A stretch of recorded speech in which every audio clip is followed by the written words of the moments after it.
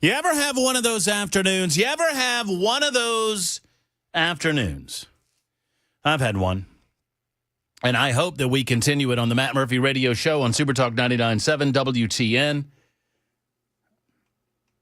It always puts me off it always puts me off the show. I don't know why I can't hear myself like I can hear everything else, but one way or the other, we'll figure it out. It's 7 minutes after the hour of 3 o'clock on Super Talk 99.7 WTN. Glad you've decided to join us on this incredible Tuesday, September. Oh, there it goes. Oh, it's a little short. Oh, it's a short, Jackson. Hey, Jackson. It's a little short down here in the little knobby. You're a little short? No. Well, I'm shorter than you. Not by a lot, but by a little. Speaking of short, there's Kid Weaver in the. You knew that was coming. You knew that was coming. I didn't do that. That's not my fault. I almost got up and left the newsroom to get a cup of coffee. Hello, Ken Weaver. How are you? How about you, boys? The illustrious newsmaster Ken Weaver in News Closet B. What's going on? I'm just writing up news. Whole bunch of it right now. A lot going on. Donald Trump at the UN earlier today, laying it down. We've got some of that audio. Very excited. Yeah, got a former Speaker of the House sentenced to prison here in Tennessee. Oh, yeah. Is that Glenn Cassada? Yep. I always want to say Casada. That's not right. Nope. And that Cade Cothran was his guy, right? Yep, his chief of staff. And I missed that. I missed that bit of drama. But I've got more Capitol Hill drama to talk about today, Ken. Oh, really? Yes. Well, I heard you alluding to something. I'm not entirely sure how much of this I can talk about right now. Okay. But there is a story brewing. All I can tell you is this story that is brewing in and around the House of Representatives in the General Assembly in Tennessee politics is set to explode. And it just involves everything that would make for a good political scandal. So, except money. I've not heard that it involves money. So it is something that's going to come out. I cannot. How do I confirm nor deny? How do I answer that question? I want to try to accurately answer that question, Kim, because I think it's a great question. You should be a news guy because you ask good questions. I cannot imagine that this story will not break out over the next 48 hours. Depending on what we find out, it might be a little bit sooner. And frankly, depending on how this show goes, because I want to ask, and I'm going to ask Jackson Williams to call a couple of people and try to get them in front of this story to see if they have any comment on some of what we're hearing.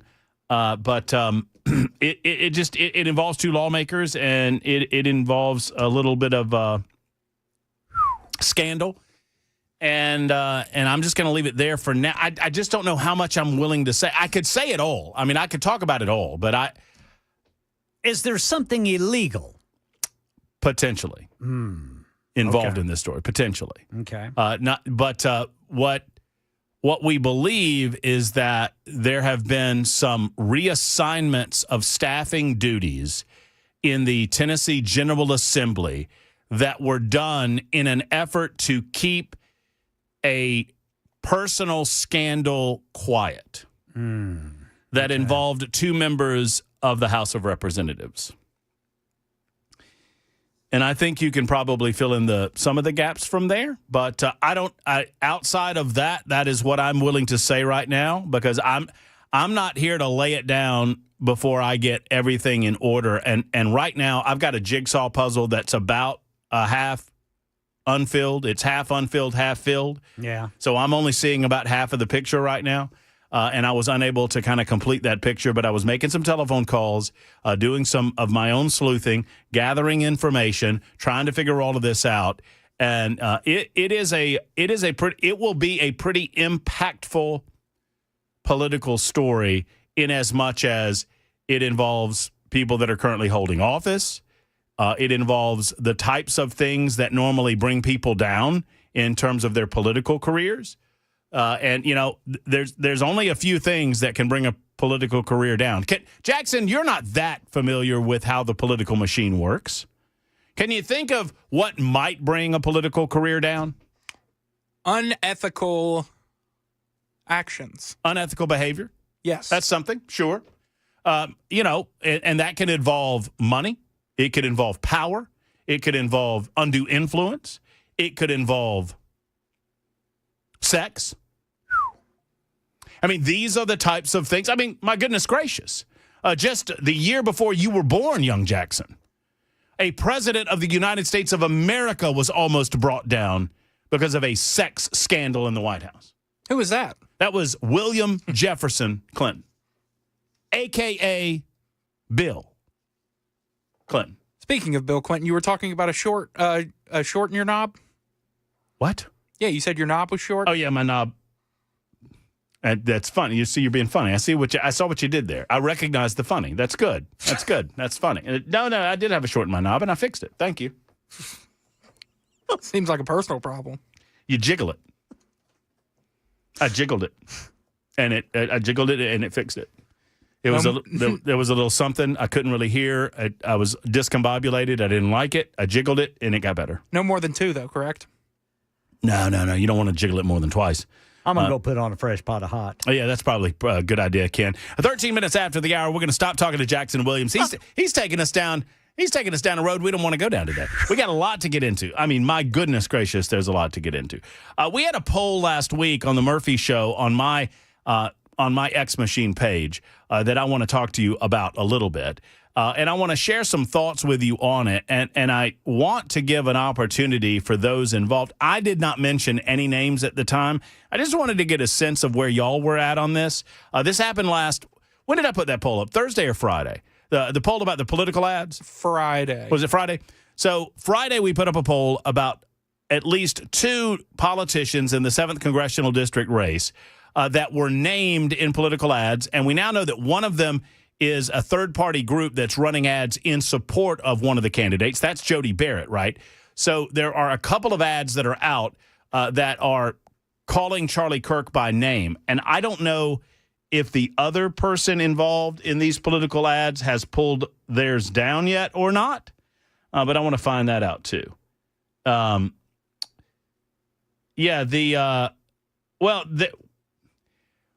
it was a political. Yeah, I'm gonna retweet this and I'm gonna play it for you. And there are 2 political candidates in the 7th Congressional District race that have brought up the assassination of Charlie Kirk within their political campaigns. One of them did so, I think, on their own Twitter handle. The other, it was done in his name, but it was not done by his candidacy. But the thing is, a lot of the advertisements that you're hearing in support of Jody Barrett are coming from the House Freedom Action Committee, which is a political action committee in Washington, D.C., which is kind of ironic because simultaneously, and once again, I don't have a stake in this fight. I don't have a dog in this fight. I like all of these people that I've met. This is not personal. I'm just calling it like it is. I'm just trying to lay it out so y'all can consume it. I want to make sure that y'all have the information that will give you the ability to best go to the polls and select the person of your choosing. But Jody put out an ad. What was that, over the weekend, right, that you hit me up on this one, Jackson? It was something on his Facebook page, I guess it was. Twitter. It was on his Twitter page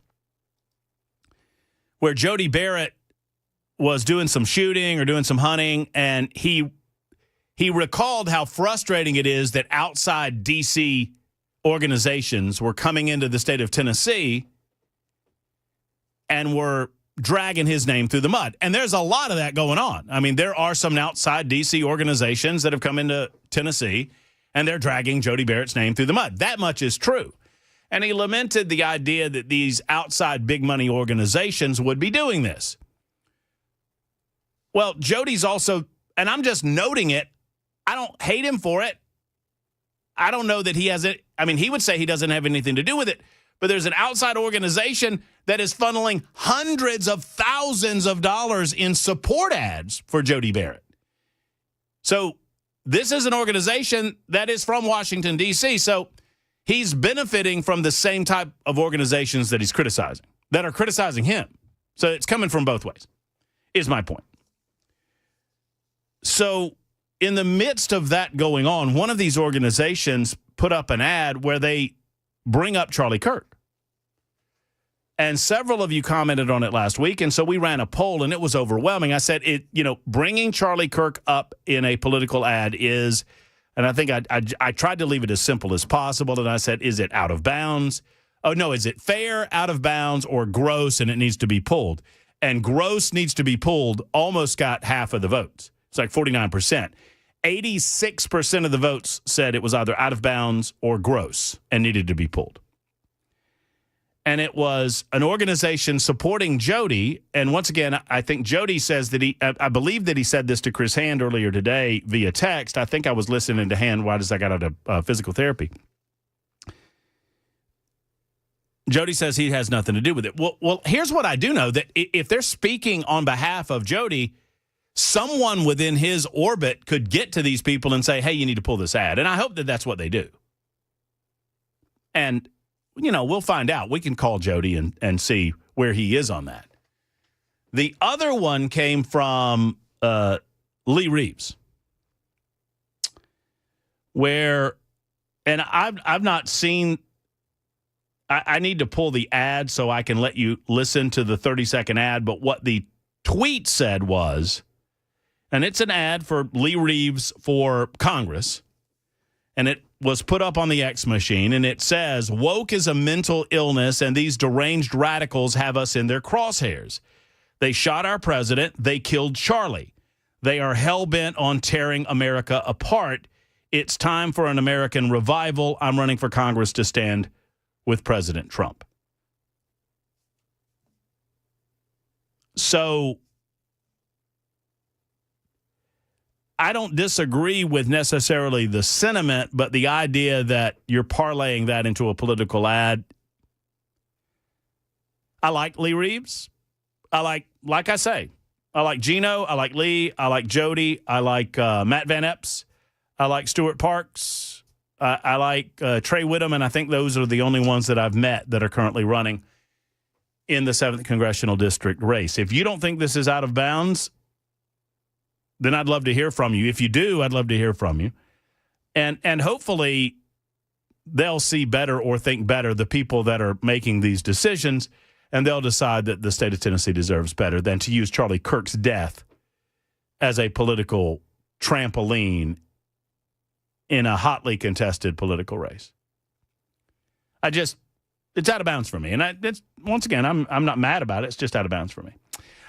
In the meantime, we've got lots of other things to do as well. I'm not, by the way, before I get away from that race, I have no idea what that race is. Meaning, I don't have a read on it. There are so few people that will decide this vote. It is all about turnout. It's all about motivating people and making them aware that an election is actually happening in less than, 2 weeks now? It's 2 weeks. 2 weeks. The people will go to the polls in the state of Tennessee in the 7th Congressional District, and they will vote for one of the 11 candidates on the Republican side and one of the few candidates on the Democrat side. Now, one of the reasons that I bring up this salacious rumor that is going on involving our General Assembly and a couple of members of the General Assembly is it might have something to do with the 7th Congressional District race on the Democrat side of the ledger. Maybe. At least that's what I'm hearing. And we want to give anyone and everyone involved an opportunity to step forward and speak on it and to make their voice heard and to tell their side of the story before we necessarily go any further with that. I hope that I'm trying to be as clear as I possibly can. We are one big family, and when these things come up, I don't want to be unfair to people. I don't want to be nasty. I don't want to enter into rooms that I have no business being in. I don't want to walk in on something that I have no business seeing. I mean, God forbid, you know what I mean? I wouldn't want that to happen. Would you, Jackson? Would you want to walk? And then I don't know how to get out of this room now. Do I just back out of the room? Do I say something? How would I do that? I mean, I'm just using this as an example, you understand? Just as an example. It's going to be a hell of a day. Plus, let me tell you something. Based on what happened yesterday at the White House with Tylenol, acetaminophen, which I know how to say, God bless our president. Ken, you got to laugh. I mean, come on. He's my guy. You got to laugh. You got to laugh. I don't know how to say that word. He knew he was in trouble. He needed help. Because if you don't know it, you don't know it. And then he tried to put acetaminophen. I just remember the first time I remember hearing the word acetaminophen was on a David Letterman top 10 list. And it was the top 10 list. Y'all remember, you won't, Jackson, the David Letterman top 10 lists, which was when late night comedy was actually funny. And David Letterman, my all-time favorite David Letterman top 10 list was Dolly Parton doing a top 10 list. And Dolly Parton's number one, and I forget what the category was. It was like the number one thing or the top 10 things that Dolly Parton wants you to know or the top 10 things. And the number one thing was, hey, I got a great ass too. Which is, and it's Dolly Parton. Now, don't get me, it's Dolly Parton saying it. Dolly Parton is reading off the top 10 list. And the number one was, hey, I got a great ass too. But James Earl Jones, the late great James Earl Jones, did the top 10 best words to hear James Earl Jones say. And the number two, so David Letterman, okay, is the top 10 things, the best things to hear James Earl Jones say. And here to present it today is James Earl Jones. And he comes out, number 10. And he was running down the list. And number 2, acetaminophen. You know what number 1 was? Oprah. That's right. Oprah. Anyway, acetaminophen, yesterday's press conference lets me know something. And the aftermath of yesterday's press conference lets me know something. As much as y'all want to believe that there are bigger lobbyists, there are worse lobbyists on Capitol Hill, there are none worse than Big Pharma. The big pharmaceutical companies have, I don't know what to do about it because money equates to speech, and I get it. Unless we collectively decide that we're simply going to turn our backs on political candidates that take certain monies from certain organizations, I don't know what to tell you about it. But Big Pharma is the biggest bully in D.C. They are bigger than AIPAC. They're bigger than the NRA. They're bigger than the teachers' unions. They're bigger than any other political lobby or political union that you can possibly imagine. Because boy, oh boy, when organizations like the medical marijuana folks try to lift their head above the waterline, they get blown out of the water. And when the President of the United States and the Secretary of Health and Human Services, RFK, they step up to the microphone and suggest that there are credible studies that link acetaminophen with autism, boy, Big Pharma got working quick to discredit the President of the United States and the Secretary of Health and Human Services, and they did it through these major media networks that are beholden and dependent on Big Pharma. So that's coming up on the show as well. Your telephone call, 615-737-9986. It's the Matt Murphy Show. You're listening to Super Talk 99.7 WTN.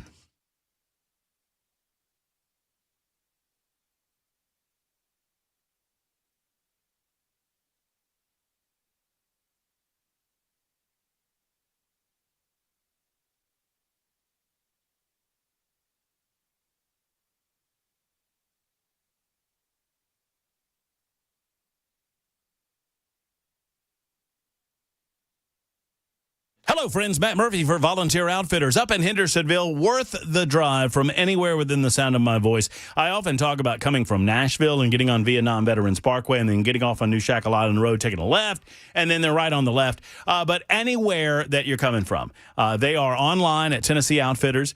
They would love to see you. They're a great shop. They've got great brands like Huck, like Drake, like Bandit, and all the rest. And friends, they got the better prices than Nashville has. I mean, it's just the truth. And you'll see it when you walk through the door. Plus, they've got the T-shirt Tuesday idea going on, and I love it. It's Tuesday today. That means free T-shirts. If you get in before they close, all you have to do is, you don't even have to mention my name, but I would appreciate it if you mentioned my name and said, hey, I'm going to buy a little something here at Volunteer Outfitters, get myself a free T-shirt. And there you go. That's how it works. And you get a free T-shirt. And they're quality T-shirts, by the way. I wear them all the time. So go by and see their team gear, see their hunting gear, see their fall selection and fall collection, see the Orca brand coolers. They've got it all at Volunteer Outfitters. Good people besides. You'll meet Tommy and the rest of the crew. Tell them Matt Murphy said hello when you go by Volunteer Outfitters. Volunteer Outfitters on New Shackle Island Road in Hendersonville.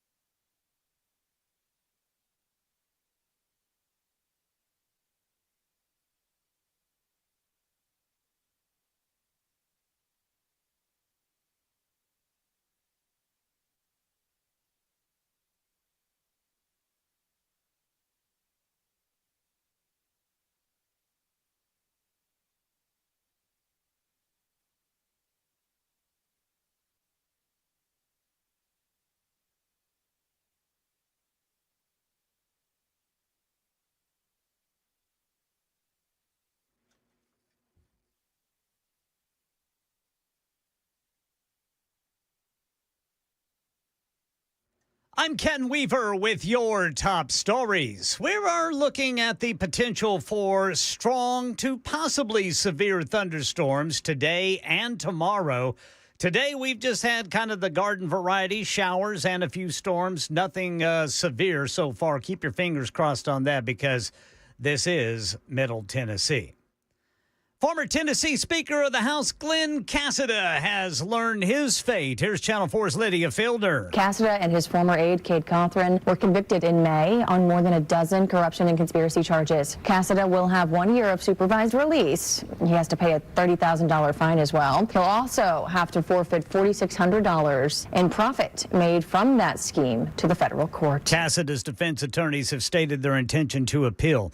Ryan Ruth, the person accused of trying to shoot President Trump last year, has been found guilty on all counts in a Florida court. ABC News legal contributor Brian Buckmeyer says his legal strategy at times just did not make sense. He had three witnesses, two being character witnesses and one talking about the firearm itself. It seems he tried to argue that he's just not that type of guy, that he's not the type of person to commit this crime, and that the weapon itself was not operable or not capable of actually committing the crime because of some sort of whatever he was arguing. I couldn't follow all that much. Jury deliberated for about 2 hours before handing down the verdict. Ruth represented himself in the trial. tried to tell jurors he didn't intend to kill Trump, and then, according to reports, tried to stab himself in the neck with a pin after the verdict was read. In a post on a social media platform, Truth Social, President Trump says he believes Ukraine can win back all of its lost territory in the war with Russia as long as there's sufficient support from the European Union and NATO. This marks a shift from Trump's prior stance, which suggested Ukraine might need to cede land to end the conflict. Trump also mocked Russia in his post, referring to its military as a, quote, paper tiger, calling its invasion, quote, aimless, given the time it has taken. Meanwhile, in his address to the United Nations General Assembly, President Trump rejecting calls from a growing number of countries, including key U.S. allies, to recognize a Palestinian state. Now, as if to encourage continued conflict, some of this body is seeking to unilaterally recognize a Palestinian state. The rewards would be too great for Hamas terrorists for their atrocities. This would be a reward for these horrible atrocities. That's the latest news. Traffic and weather next. I'm Ken Weaver, WTN News.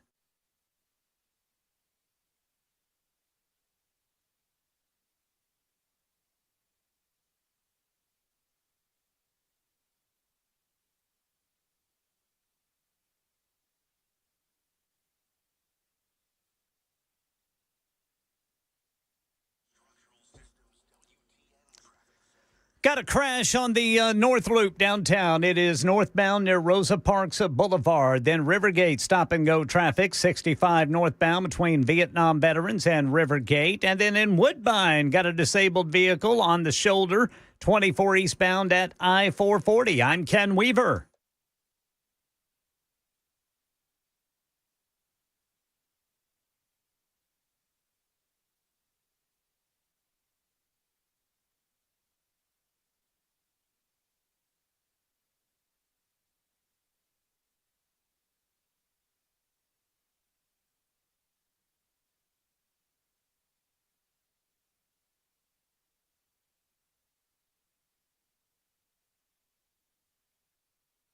Hello, friends. It's Matt Murphy for U.S. Pest. Pardon me, I just dropped my pen. I need to pick up the pen because I need to point at the camera and tell you that you need to get U.S. Pest in your life. Because you know what? It's spider season, and not just because Halloween is coming. The spiders are out and about. They're catching the bugs that make them all big and fat, and then they try to come in your house and sleep over the course of the winter, and I don't care for it. I don't care for spiders. I don't care for roaches. I don't care for fleas. I don't care for ticks. I don't care for anything that bugs me. And that's why I have U.S. Pest in my life, and that's why I think you should too. J.K. and Erica Brister are great owners. By the way, if you're looking to work for a fabulous company, they always have openings at U.S. Pest, so you can ask them about that when you go over to uspest.com. But secondarily, I encourage you to get that monthly service. It's so important. In the spring and the summer, a lot of people sign up for service, and then they close it down in the fall, and I think you're doing it wrong because you're allowing the bugs and the roaches and the spiders and all of the rest to enjoy the warmth of your home during the wintertime. You probably don't see them a lot, but they're there, and then you just bust out of everywhere come spring. And you don't need that. You need U.S. Pest is what you need. Monthly service or once-off service, they get it done, and they're better than anyone in the industry. U.S. Pest with a 100% money-back guarantee. Go to uspest.com or call 590-1260, 590-1260.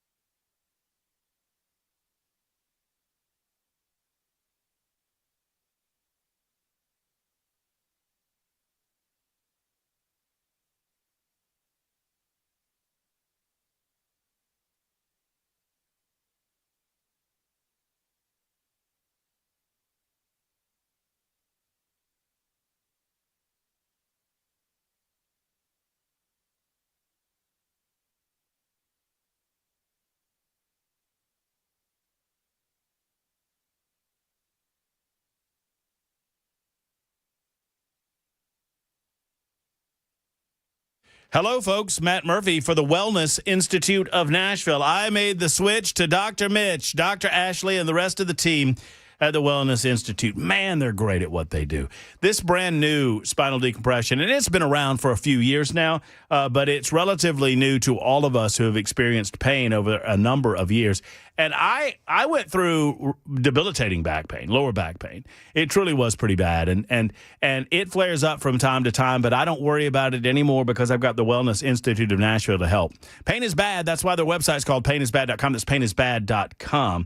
The Wellness Institute of Nashville wants to speak with you. They want to help you, which is why they have the Big Daddy Trump special running. $12 for a comprehensive examination, x-rays, a well-explained diagnosis, and your first treatment is available for $12. All you have to do is call and make an appointment today, 615-246-5009. Friends, pain is bad, and you don't want to cover it up with pills. You don't want to worry about shots, and you certainly don't want to consider surgery. Should be the last option. It's why the Wellness Institute has my seal of approval. The Wellness Institute of Nashville, 246-5009, 246-5009.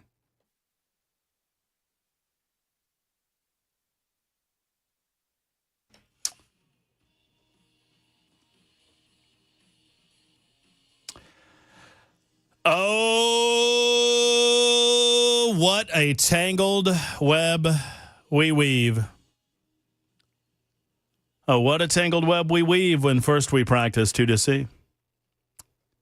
You know, when I first heard that phrase, I thought that it was an Andy Griffith original.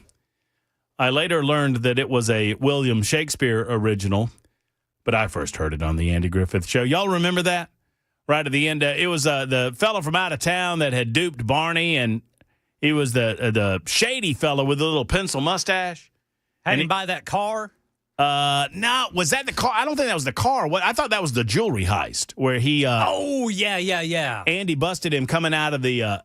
Andy was waiting on him when he came out of the back door of the building. No, he's a little old woman.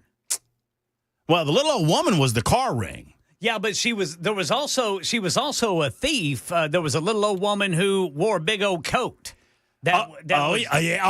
She was walking through the department store and she was clanking. Yeah, and Andy says, little old ladies ain't supposed to be clanking.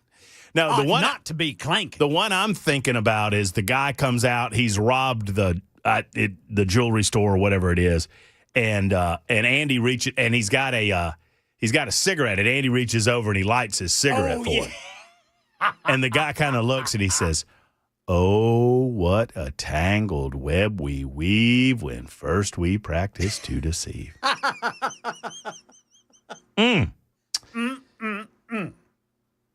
So, yes, that's exactly right. So here's what you do, Jackson. Let's just talk about this. So I have Jackson calling the two representatives that are involved in what might be a brewing political scandal in the state of Tennessee, and I'm asking whether or not there is any truth to these rumors. I feel like this is fair. I feel like we should give this opportunity to the two individuals involved before we begin discussing it in a more open way. I want to try to give benefit to the doubt as to the nature of this incident. And so Jackson has called one of the individuals, left a message, I suppose, a voicemail. Just call and say, look, this has popped up on our radar. We haven't talked about it. We haven't named names, but we want to give them an opportunity to squash this before it even starts, to put an end to this before it even starts. That's what we're all about on this radio show. So if you want to put an end to this before it even, I mean, it's already started, frankly, because I have had no fewer than 5 individuals, 3 of them sitting representatives in the House, contact me regarding the accuracy of this rumor that's running around,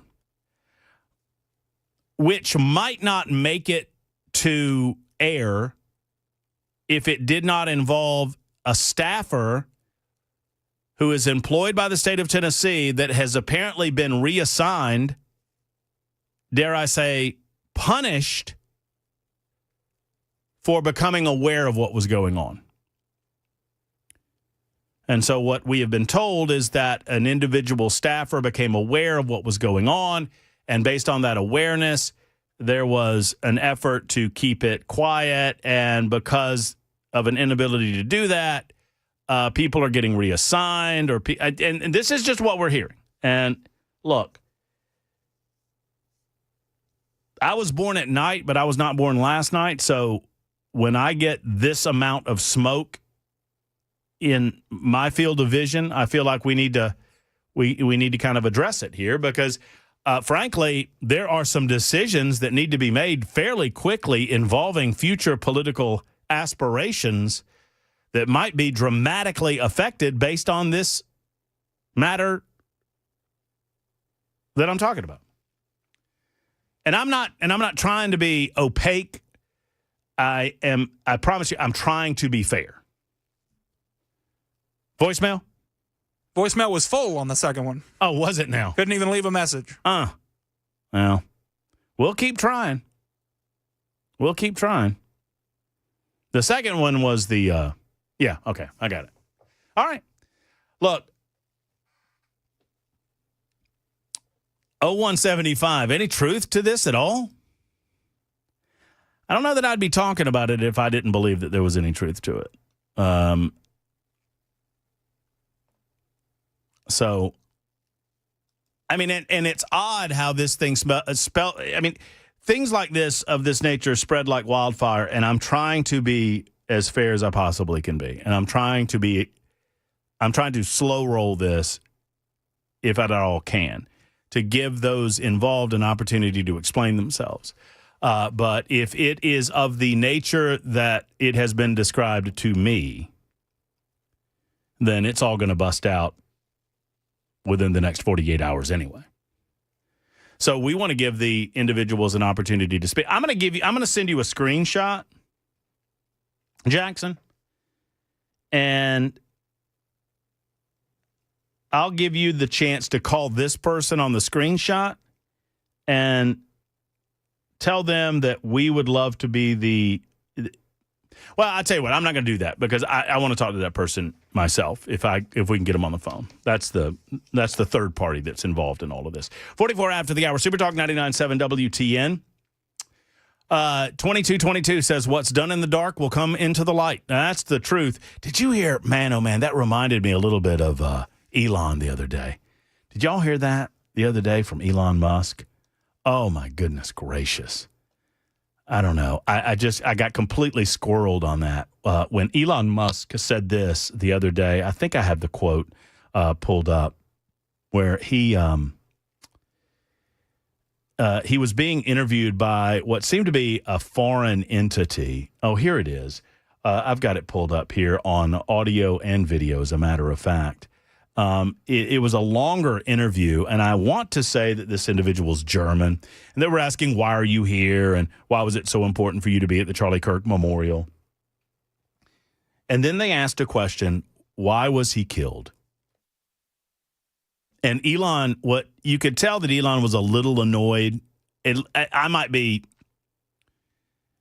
putting that on him, but I feel like I've seen enough video of Elon Musk to know. I mean, you feel like he was a little perturbed at the person, but the answer that he gave to this question is just fascinating. Here's Elon Musk when asked, why was Charlie Kirk killed?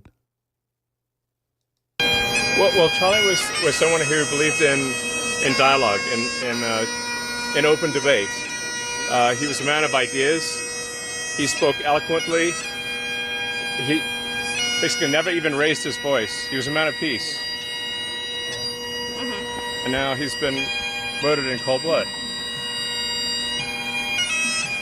Did you know him personally? Yes, of course. We met many times. How was he like? I supported his organization. I supported Tony Park from quite early. Why was he killed? I want you to, I'm going to pause it here. This is the longer form. It's about a 50-second, and you can find this at Bat Murphy Show. But you hear, did you know him? Yes, of course. And he's, why was he killed? Listen to what Elon Musk says. Why was he killed? He was killed because his words made a difference. Because he was showing people the light.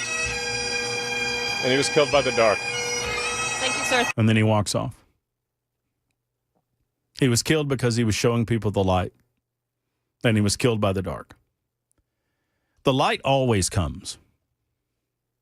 It always comes. I was just reminded of that quote, and I couldn't help but play it for you because I did not play it yesterday as we were talking about the incredible Charlie Kirk Memorial that happened Sunday. As far as the rest of this goes, all of this will come to light, I suppose. We're being told that, well, there's an individual involved, a third party involved, that, whether or not they decide to speak out on the matter remains to be seen. But if that decision is made, then all of this is going to happen very, very quickly. And it will decide political fortune in this state in a lot of different ways. That's what I would say about that. Gary is next up. First up, as a matter of fact, on the Matt Murphy Show on this Tuesday edition. Hello, Gary. How are you? I'm doing well. Thanks for taking my call. Yes, sir. Hey, just heads up, somebody that you didn't mention that's in this race, and the only reason I know this is he was canvassing in my neighborhood a couple of Saturdays ago, right after the Tennessee-Georgia game, and knocked on my door. Mason Foley is a young man that graduated from Page High School. He was president of the student body at Clemson. He's got some healthcare background. He knocked on the door. He introduced himself. I invited him in. I said, look, we got some ribs back here. We're watching football. Most people would have walked off, no thank you. He came in and spent an hour with us.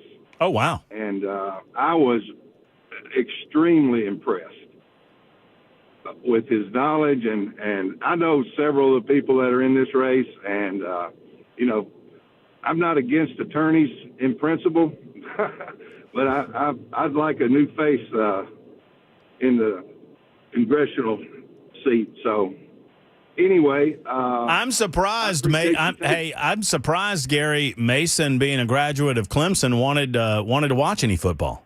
That's a joke. That's a joke. Well, I'm just messing around. He took it pretty good. Okay. Well, listen, I need to get him on the air. We're suffering over the Georgia law. Well, I get that.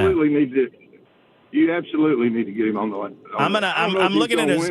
Yeah, I'm looking at his website right now, and I've heard a couple of people. I tell you what, and I don't mean to call her out by name, and I hope she doesn't mind me doing this, but Pamela Furr told me, the redheaded stranger, I call her because we don't talk to her enough anymore, but Pamela Furr, who has been heard for years on Super Talk 99.7, she told me that I needed to pay attention. I needed to pay attention to Mason Foley, that whether or not he wins this race, that he's an up-and-comer in Tennessee politics. There's no question. And I'm going to tell you, with the turnout, I've already voted. I don't miss voting, but with the turnout that's going to be, if he gets his people out, he may surprise a lot of people. Well, you never know. Look, I don't remember. I'll say this, Gary, and thank you for the call, and we'll get together with Mason at some point. I'll allow anybody that wants to come on from the 7th Congressional District to come on. But Mason Foley, Middle Tennessee native, graduated from Page High School. He went to Clemson. He was student body president at Clemson, worked on Capitol Hill, and has now been in the private sector for some time. And he's running for Congress. So we'd love to have Mason on. If anybody knows his folks, let them know that they need to contact us, and we'll get them on here. So I don't know that I can remember a race that I have been so blank on in terms of who I think is the front runner and who I think will be the ultimate winner. I think it will come from the front running four. I don't necessarily believe we'll have a surprise no offense to a Mason Foley or a Stuart Parks or anyone else for that matter. I don't think you'll have someone just come out of nowhere that we don't expect. I think it will probably come from the top four candidates. The four that we had on the debate stage. And I don't say that because we had them on the debate stage. I say that because they were on the debate stage. And that's Lee Reeves, Jody Barrett, Gino Bolso, and Matt Van Epps. All four of those are good guys. They might have slightly different priorities. I hate the way that all of this kind of turns nasty, and it feels like it's turning that way to a certain degree. But I don't have a read on this at all. At all. And normally I feel pretty confident in my spidey senses when it comes to at least getting it down to a final two. I don't know that I can tell you who the final two are going to be, who the top two vote getters are going to be, because it will be down to, it will be, 17, maybe 18,000 votes in a district where there's 800,000 people living? Oh, yeah. Oh, yeah. That is who will determine all of this. 52 after the hour, Super Talk 99.7 WTN, 615-737-9986.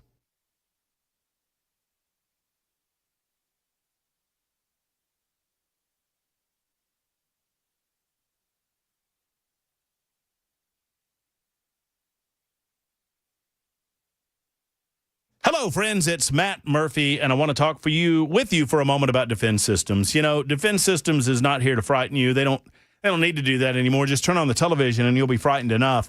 What with shootings going on and what with a lot of dangerous things happening in the world, you need to make sure that you're protected, that you're defended in a particular way.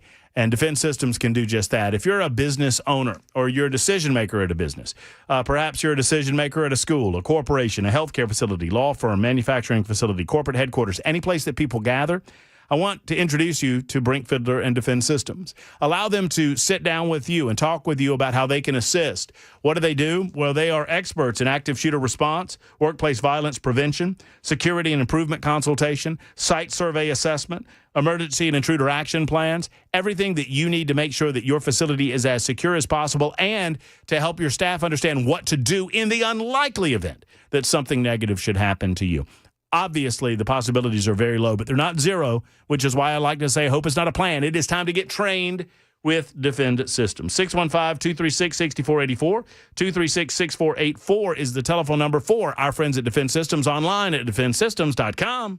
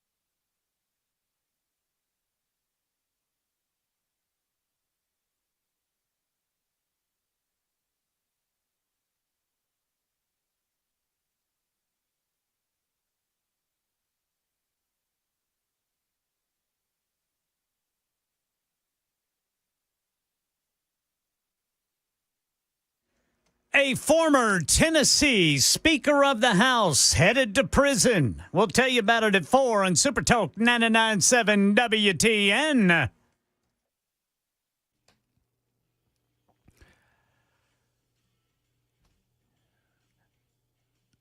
I just heard the news, Ken. What's that? I just heard the news. Oh, yeah? Wait. It's time. What? What is I think it time we have for? a minute. Oh, we have time? Oh, you want to try it? You want to get into it? Ken, Yes, sir. it's time for an Action Jackson sports update on Super Talk 99.7 WTN. Yes, sir. I don't know if you're going to be yes, sir, in this one, Ken. Oh, Ken Weaver. Young Action Jackson. Oh, What do you Ken got? Weaver. What? Oklahoma Sooners football. The quarterback of the Oklahoma Sooners. Have you not heard this? Yes. Oh, he's heard this. The quarterback of the Oklahoma Sooners, John Mateer, needs finger surgery and will be out upwards of 3 weeks. Put tape on it and get in. Looks like he will be missing the What? How much? Red River rivalry. 3 weeks. 3 weeks or more. Oh, no. That's not good. That's Texas and Tennessee. That's not good. And in Titans news, they traded a corner today. Huh. Really? Really? Yep, Jarvis Brownlee Jr., who started the season as their cornerback number 2, has been traded to the New York Jets along with a 7th-round pick for a 6th-round pick. A puzzling move. Let me let me do my best Rodney Dangerfield. You all ready? Based on what I saw Sunday, I didn't even know they had corners. You know what I'm saying? Hey. What is that move about? I don't know, man. There's a lot of job saving going on over there. Also, last thing for the Sports Minute is we need to get to the news. I'm sorry, Ken. This is my fault. That's all right, Brother Jackson. Titans head coach Brian Callahan giving up play calling duties. Quarterback coach Bo Hardigree will take them over this Sunday in Houston. Oh, I got one more for the Sports Minute. Okay. Longtime head coach of the Oklahoma State Cowboys, Mike Gundy, fired today. Oh my God. Oh, and What? Bruce Pearl retired. Why are they going after Bruce him? Pearl. What are they going after him for? Hey, Come after me. They're horrific. I'm a man. I'm 40. I'm 52. All time great. That was the Sports Minute. Now it's time for the news. It's time for the real news on Super Talk 99.7 WTN. Here it comes. We can't have good things.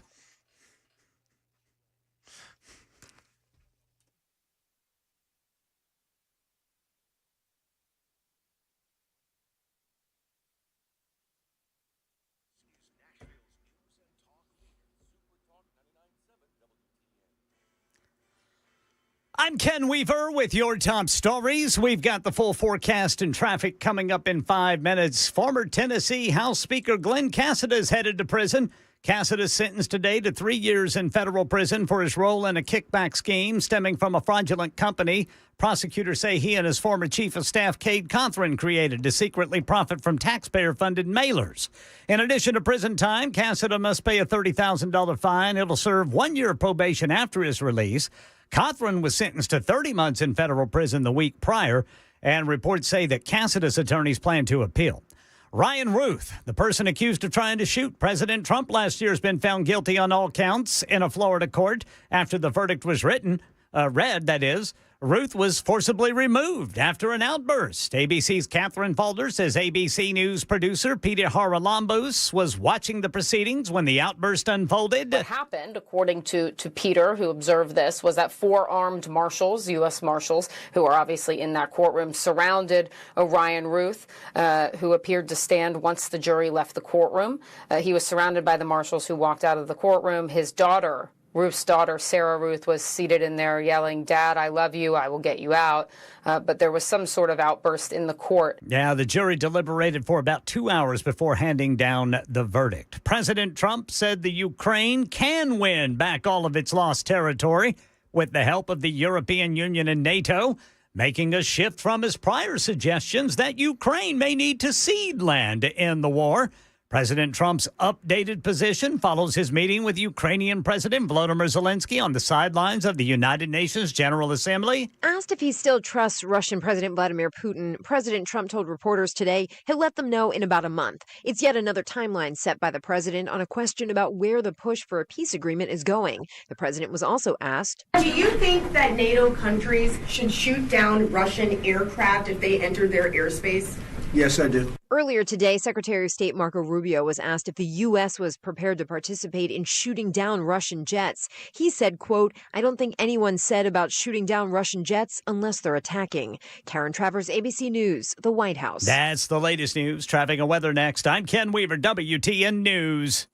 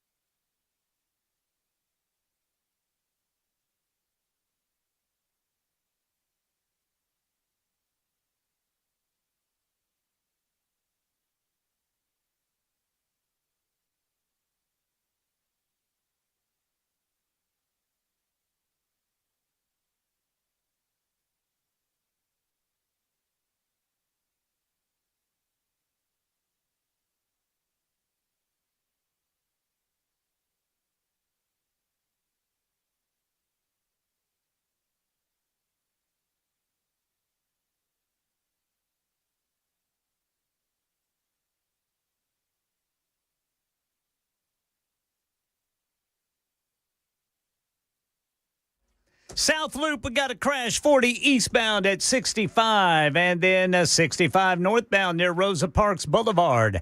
Rivergate got stop-and-go traffic according to TDOT cameras, 65 northbound between Vietnam Veterans Boulevard and Rivergate Parkway.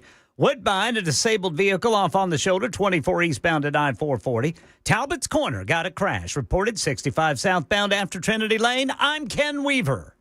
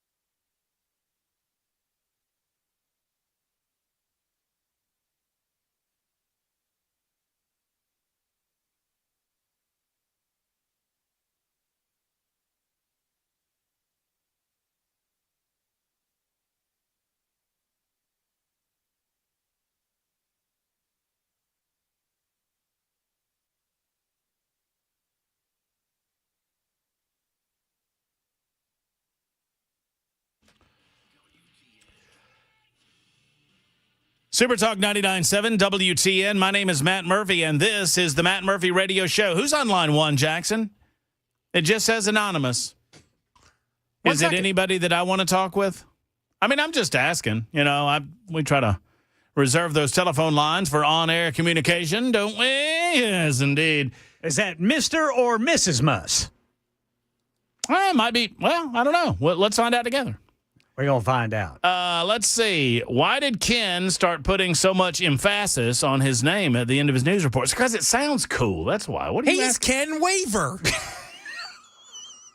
I don't think he sounds anything. Someone also asked why my David Letterman sounded so much like Ed Sullivan. Because I think David Letterman sounds a lot like Ed Sullivan.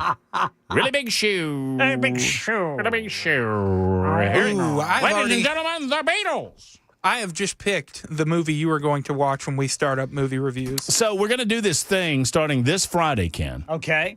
Because I feel like Jackson Williams needs to be exposed to fine cinema that was before his time. Yes, sir. And I'm tired of asking him, oh, have you seen this movie? Have you seen that movie? Have you seen this movie? And he's seen none of them. None of them. Well, I admit that, starting in about, 2005 or thereabouts, right around 20 years ago, I kind of stopped watching movies myself. And so Jackson has this knowledge of film, and I feel like I'm going to come at this very earnestly and honestly, and Jackson's going to take it like a big old joke. Because what we're going to do, Ken, and you can do it if you want to as well. I mean, but you got a busy life there on the weekends. Well, maybe not so busy anymore with the finger thing. Well, I'm very busy doing absolutely nothing. Absolutely nothing, boys. Oh, Yes. yeah. So we're gonna do a movie challenge every Friday. Yeah. Where I throw a movie at Jackson, and here's what we need to do, Jackson. I'll give you two choices, and you give me two choices, and then we get to pick from those choices, and with Ken's input. Except this week. Except this week. Because why? Because you've got a particular movie. Well, you can give me two choices, but I have a particular movie I want you to watch. What is it? You'll find out Friday. That's a tease. That's a professional tease. That's what Brother Jackson. From the executive producer of this show. I like that. So sometime in the 5 o'clock or 6 o'clock hour on Friday, we will name the movie or movies that the other is to watch over the weekend. And at some point over the weekend, you got to watch them. And these have to be in some way available. I sign up to most of these subscription services. Do you have HBO? I do. Okay, then you can watch a movie. I'm gonna so I will throw a movie at you, you'll throw a movie at me, and then you watch my movie, I watch your movie, and then on Monday we come back with a movie review. And we see who liked the movies the best and whatnot. So that should be a lot of fun. I've never seen Shawshank Redemption. I know that you. You haven't seen most good cinema. I would really like to watch that movie if you want to go ahead and pick that one for me. You want to watch Shawshank? Yeah. I mean, it's pretty good. Okay, so no to Shawshank then. There you go. I'll give you a better version of Shawshank Redemption and let you watch Cool Hand Luke. Yes, sir. I can eat 50 eggs. I'd like to keep it in the 80s and 90s, if possible. No. That's a no. I'll tell you what I will do. I will try to keep it in color. Yeah, there we go. In color. Except for The Man Who Shot Liberty Valance. Ken, I just spit on myself. That's a great movie. That's my steak, Liberty. Pick it up, Liberty. You pick it up, Liberty. Oh, my goodness. And he spent it, anyway, spent his whole life living off that. And anyway, so there are some good black and white ones, too, that we might have to include in there. So no to Shawshank Redemption, but Cool Hand Luke. Oh, it's a great movie. Oh, when did it come out? 1960. 68? 68? I'll look at that. 67 or 68. It was the same year as Guess Who's Coming to Dinner. 67. 67. There you go. Oh, that's 20th high school reunion. Paul Newman in that film. Oh, dude, you don't even know good movies. You think what's your favorite movie? You're gonna hate me. Is it Avengers Endgame? No. It's Wolf of Wall Street. Wolf of Wall Street's not a bad movie. Not bad. That's not a bad movie. Scorsese, That's not a bad movie. DiCaprio. Oh, that movie's so good. I watch it probably 2-3 times a year. Most curses ever in film in that movie. A lot of bad words. A lot of F-bombs in that movie. A lot of everything. A lot of F-bombs. Have you ever seen Goodfellas?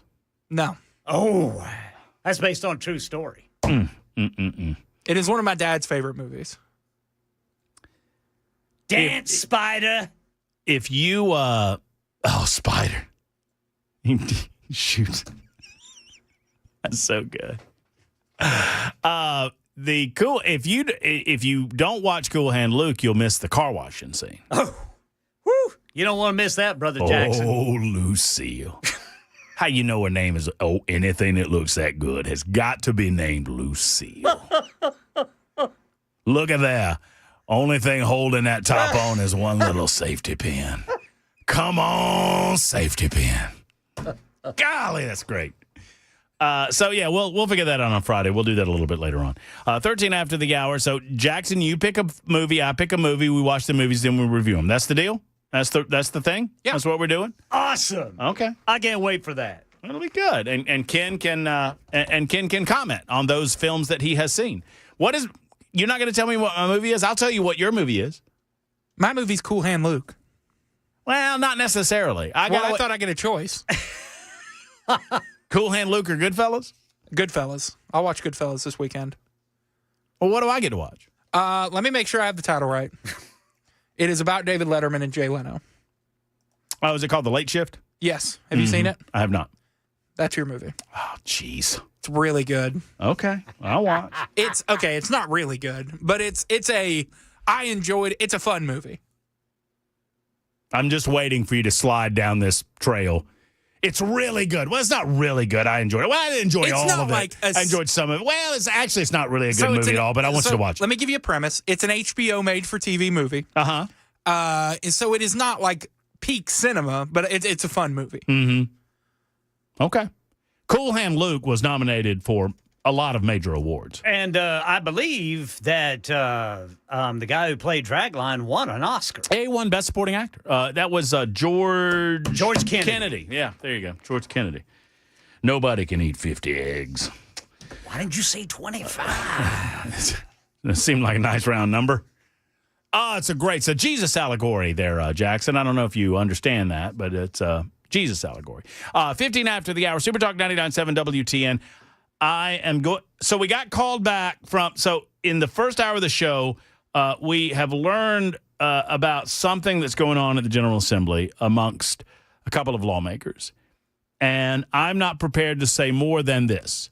It involves staffing reassignment based on things that are happening in offices that ought not to be happening in offices. I do not feel comfortable necessarily saying more, except to say that if people are being reassigned in their staffing positions, if they're being threatened based on what they know or what they saw within their staffing positions, that's a problem. And I have tried to call the individual that is the staffer. I have that person's name. I have that person's telephone number that I'm told was involved in this, and I've not received a call back. We have called both of the lawmakers that are reportedly involved. We've heard back from one of them. Jackson, I want you to relate this directly to the audience. So we called these folks. Don't say who they are, their names or whatever, but one of the lawmakers called you back. And what did that lawmaker? So we asked for that person to get in front of this story, and we're hearing a lot of rumors. There's a lot of smoke going on around this lawmaker. And what did you say to the lawmaker when they called you back? And just relate that story without telling their name. I said, hello, person. Uh-huh. I stated my name and my affiliation with Matt Murphy. Uh-huh. And said there were some rumors going around, and if they wanted to clear them up and squash them before anything came to light, they could come on the show right now, and we could do this right now.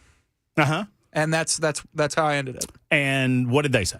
They said no, they were not going to participate today. Uh-huh. And that there is some sort of meeting on Monday that will bring some of this to light, apparently. There's some sort of meeting. Some sort of meeting, and Matt is welcome to go.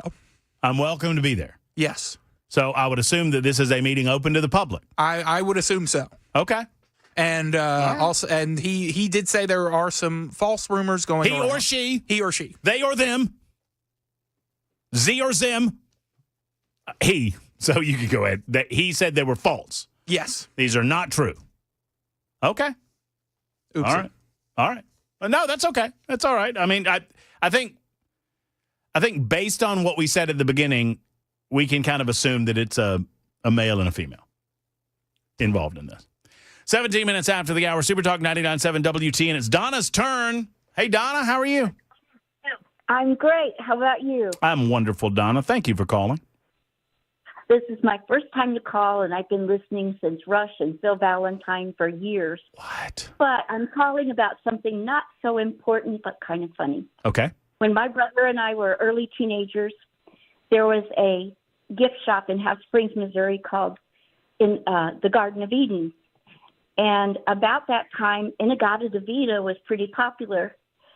And we always thought it was in the Garden of Eden, baby. Yeah, everybody did. Everybody did. They did? In the Garden of Eden, baby. Yeah. I've never heard that when you're going through song lyrics, and I just wanted to share it. Well, Donna, thank you for calling. Number 2, thank you for listening and putting up with our nonsense. And number 3, please call us again anytime. Okay, and I love the stories you all tell around between 5 and 6. Oh, yes, ma'am. Ninkapoops. Everybody loves the Ninkapoops. But Yeah. we appreciate you, and I thank you for calling, and God bless you. You too. Bye-bye. In a God of David. I mean, because what does that mean? I don't even know. I don't know what it, and I used to have that album. Yeah, basically that song is the album, isn't it? I mean, it's long. How do you spell? Oh, there it is. So y'all want to know Inagata Devita? Oh, okay. So how about this? Behind the music. Y'all ready? Donna, this is just for you. Inagata Devita originated from a drunken mishearing of In the Garden of Eden by keyboardist Doug Engel. The song was initially a short love song, grew into a 17-minute psychedelic epic with extended instrumental sections. Iron Butterfly missed their scheduled Woodstock performance because they were stuck at an airport. And so the album sold over 4 million copies, became Atlantic Records' best-selling album until Led Zeppelin hit. So there you go. Inagata Devita was originally a mishearing of the phrase in the Garden of Eden. All right, so we're getting a lot of additional information in real time about some of the rumor mill that is playing. I have no idea what meeting is being referenced. Jackson, are you on the phone right now? I'm good. You're in the midst. So I've got one more request. Call the individual back and see if I doubt that you're going to get him on the phone. But I need to clarify what meeting he's referring to. If I'm invited to the meeting, then I would like to know where the meeting is or what the meeting is. Yes. Okay. On Monday. So we need to find out what that is in reference to. 21 after the hour on Super Talk 99.7 WTN. While Jackson does that, we'll do this. We'll be back in a moment on Super Talk.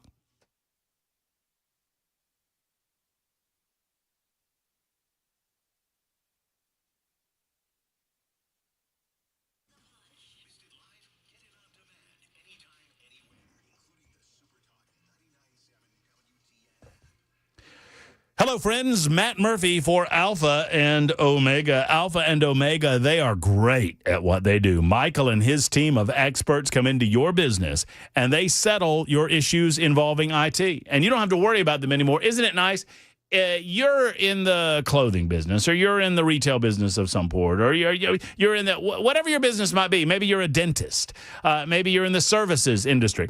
Well, every business now has a computer involved in it, right? I mean, every single one of them. Every business is connected to the internet. Every business has a customer database and whatnot. Well, you're not in the computer business. You're in whatever business you're in, and you need someone in the computer business to make sure that is flowing as smoothly as possible. That's where IT comes in. That's where Alpha and Omega comes in. By the way, you get a real person on the phone every time you call them. They're in Middle Tennessee. They're based right here. They're grounded in Middle Tennessee, and they're also grounded in the best practices in the industry, ensuring predictable outcomes that keep your network secure and performing at its best. That's what it's all about, folks, and keeping you safe from cyber attack or ransomware attack.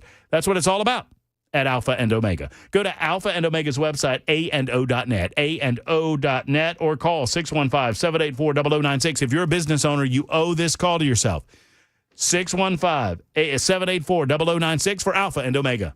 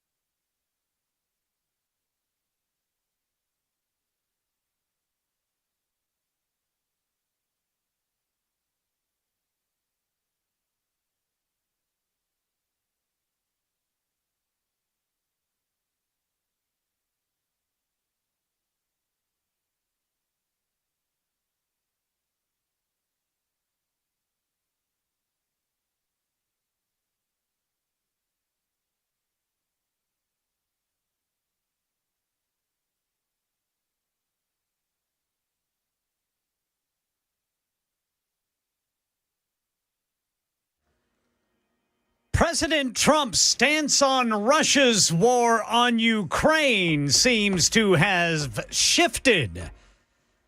We'll tell you about that and more coming up at 4:30 on Super Talk 99.7 WTN. You know, Kevin writes, today's show's being like in a barber shop with all the gossip, and just rip the Band-Aid off, will you? We may, I don't know. I am attempting to be grown. I'm attempting to be an adult. I'm attempting to not talk out of an orifice that is not my mouth before I have every duck in a row that I need in a row. But I'm getting close to it. I'm getting closer to it.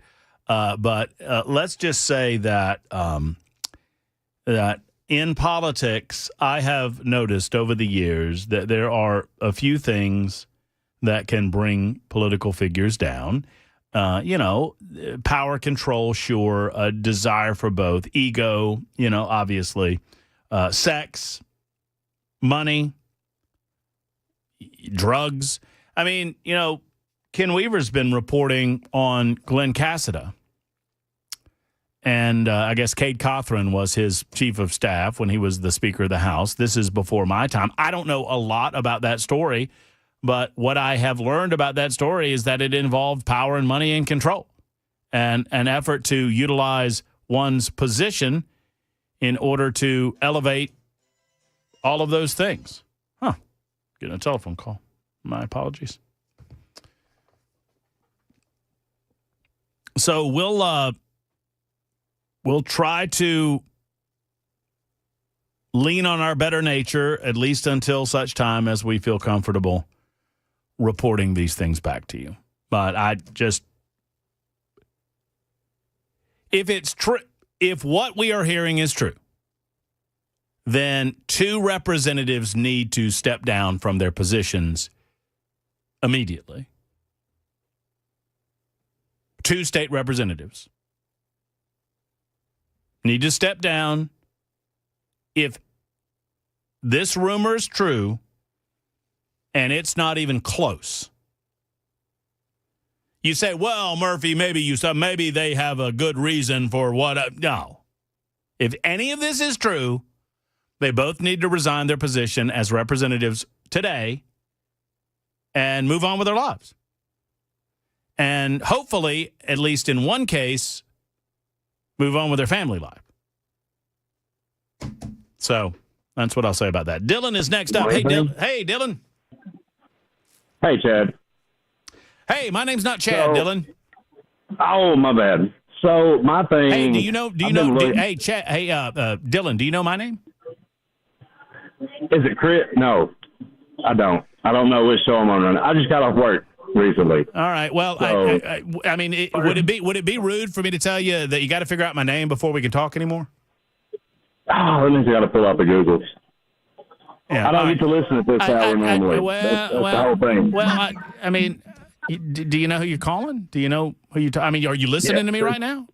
Yes, Super Talk 907. So, I don't know. My phone's stuck on Eastern time. I feel like you're. Thanks, buddy.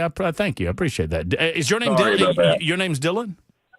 Yes. Hey, Dylan. How are you? My name's Matt. Nice to meet you. Nice to meet you. I've been listening for several years back to Phil Valentine and Rush Limbaugh, and seeing as we've lost people over the last few years off the radio show, it's absolutely terrible because they are great radio personalities with amazing insights. So the reason I called, though, is there's a lot going on with the Charlie Kirk lately that has kind of become like a cause for concern for me and several people I know, as they're starting to talk about conspiracy theories and everything else. And it's really disheartening in the world because that man, he did so much, and you look at the legacy he leaves behind, what him and his wife did, the way that they were with their children and everything, and to see people now trying to tear it apart and make it out like it is a government hoax and a conspiracy theory, it just really, I don't know, it tears down what you really believe in the world. Dylan, can you, because I've got news coming up, and I get accused of being late all the time, and I don't want to be late. Ken Weaver's anxiously awaiting the news. Can you hold on for just a second so you and I can talk? Do you have a couple of minutes? Okay, let's talk for a moment about this. Because I think it's an interesting subject that you bring up, despite the fact that you don't know who you're talking to. It's 30 minutes after the hour. It's 4:30 on Super Talk 99. I'm kidding, Dylan. That's just a joke, buddy. 4:30 on Super Talk 99.7 WTN.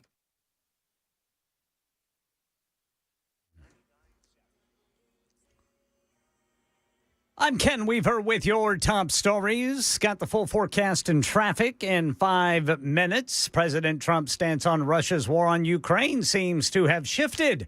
He once said Ukraine might need to cede land to win the war, but today, posting to Truth Social, he believes Ukraine can win back all of its lost territory with sufficient support from the European Union and NATO. Trump also mocked Russia in his post, referring to its military as a, quote, paper tiger, calling its invasion, quote, aimless, given the time it has taken.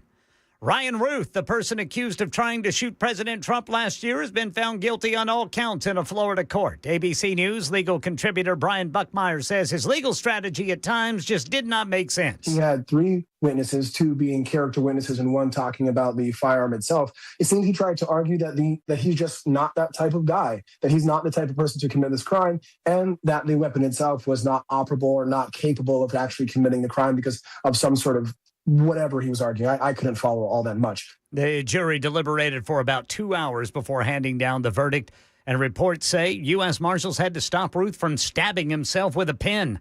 Former Tennessee House Speaker Glenn Cassida is headed to prison. Cassida sentenced today to 3 years in federal prison for his role in a kickback scheme stemming from a fraudulent company.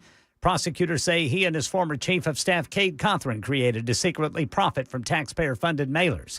In addition to prison time, Cassida must pay a $30,000 fine. He'll serve 1 year of probation after his release. Cothran was sentenced to 30 months in federal prison the week prior. By the way, reports say Cassida's attorneys will appeal. Murfreesboro police say a 2-year investigation resulted in 33 people indicted for drugs, firearms, and murder linked to cartel activity. Spokesman Larry Flowers says they teamed up with Metro Nashville, Smyrna, and Laverne Police, Rutherford County Sheriff's Office, TBI, and federal partners like the ATF. It's not just our community, it's communities throughout Middle Tennessee. So what I'm saying is, this is a good day. A good day for our area that all of these drugs were taken off the streets. Flowers says the network operated out of Nashville, funneled drugs to as many as 3 million people in Murfreesboro and surrounding areas. That's the latest news. Traffic and weather next. I'm Ken Weaver, WTN News.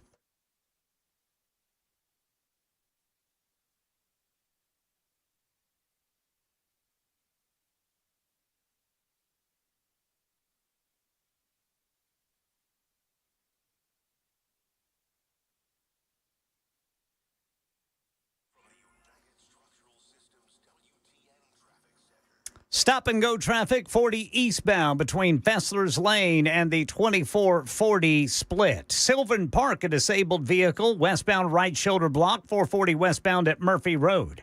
Metro Center, stop and go traffic. Police say it's 65 northbound between Rosa Parks and I-2465 north. In Madison, got a disabled vehicle. The northbound exit ramp block, 65 northbound at Old Hickory Boulevard. Rivergate, TDOT reporting stop and go traffic, 65 northbound between Vietnam Veterans Boulevard and Rivergate. And in Woodbine, a disabled vehicle off on the shoulder, 24 eastbound at I-440. And on the South Loop, TDOT says there's a crash, 40 eastbound at 65. I'm Ken Weaver.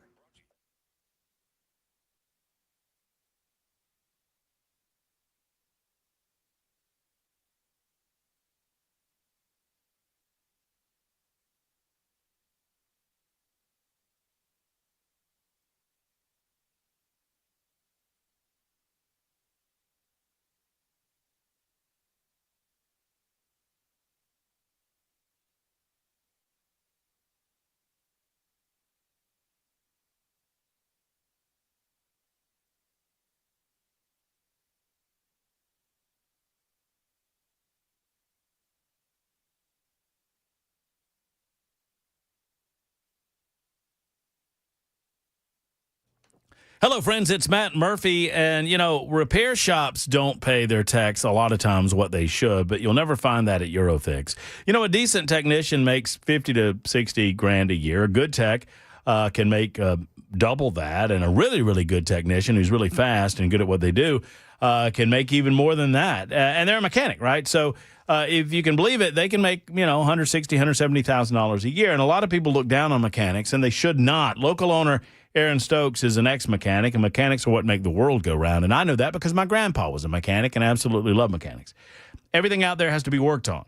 Eurofix is not open on the weekends because they believe in giving their mechanics the weekend to spend with time with family and friends. Secondarily, they have the ability to pay their mechanics what they deserve, what they should earn, without all of the overhead that a dealership goes through. That way, they keep their prices low and pay their employees what they deserve. What about that? So Eurofix is open Monday through Friday. European vehicles are fixed at below dealer prices. 3-year, 36,000-mile nationwide warranty on all repairs. Eurofix performs. 5 separate locations. Call them today at 844-EUROFIX. That's 844-EUROFIX, or online at myEurofix.com.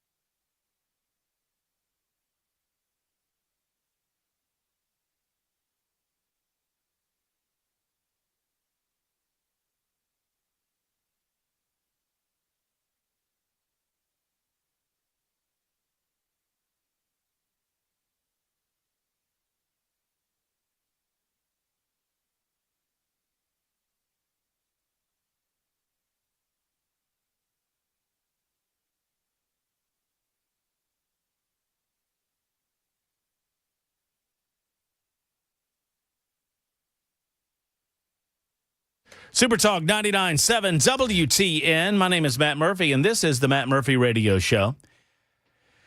We did a bit of a poll last week on the show involving using the death of Charlie Kirk in political advertisements. Overwhelmingly, folks said, no, that's out of bounds. That's no good. Well, we have at least 2 organizations that are doing so. One is on behalf of Jody Barrett, advertising in favor of Jody Barrett. And apparently, Chris contacted Jody directly. We can try to give Jody a call, and maybe he'll be willing to speak with us live on the air about it. But apparently, Jody said he didn't have any awareness of this ad running. I understand how political action committees work. I don't know. I'll take Jody at his word. I have a difficult time believing that if there's someone running ads on multiple platforms on your behalf that you don't at least have an awareness that those ads are running. But, I mean, I'll take Jody at his word on it. But I do think that maybe if it is something that Jody feels like is out of bounds, then he might have the ability to put a stop to it, or at least a request to stop. I mean, surely if they're running ads in favor of your candidacy, if the candidate themselves called and said, hey, I don't like this ad, you need to pull this ad, I mean, I think that Jody would do that. And I imagine that's what's going to happen. The other ad, I think, it's Lee Reeves. And Lee Reeves is running the ad. We're going to share that ad with you in just a moment and see if you believe that it is out of bounds in the 7th congressional political race.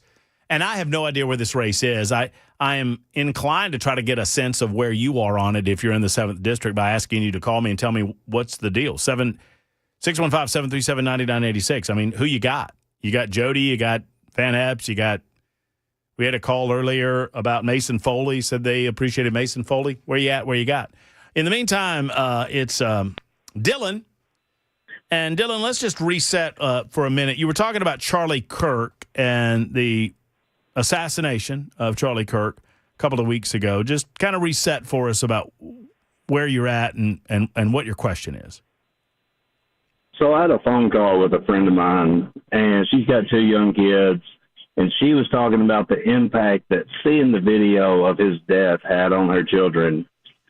And for me, I had never seen the video. Well, over the last week or so, I've noticed that there are things popping up as far as, I wouldn't call it propaganda, but as far as like hoaxes and people trying to play it off like it is a conspiracy theory now on TikTok and these other apps, saying that it's the government out, that they're using the projectors, things like that. And it really cuts down on what all that man did. Charlie Kirk, he was someone of our generation. I'm 35 years old. That is a man who was well-versed. He was family first, God first, and country first. And in my opinion, he never degraded anybody. He came out with facts. He told people every time that he had an opinion, he challenged them to go out and do the research and to actually check for themselves.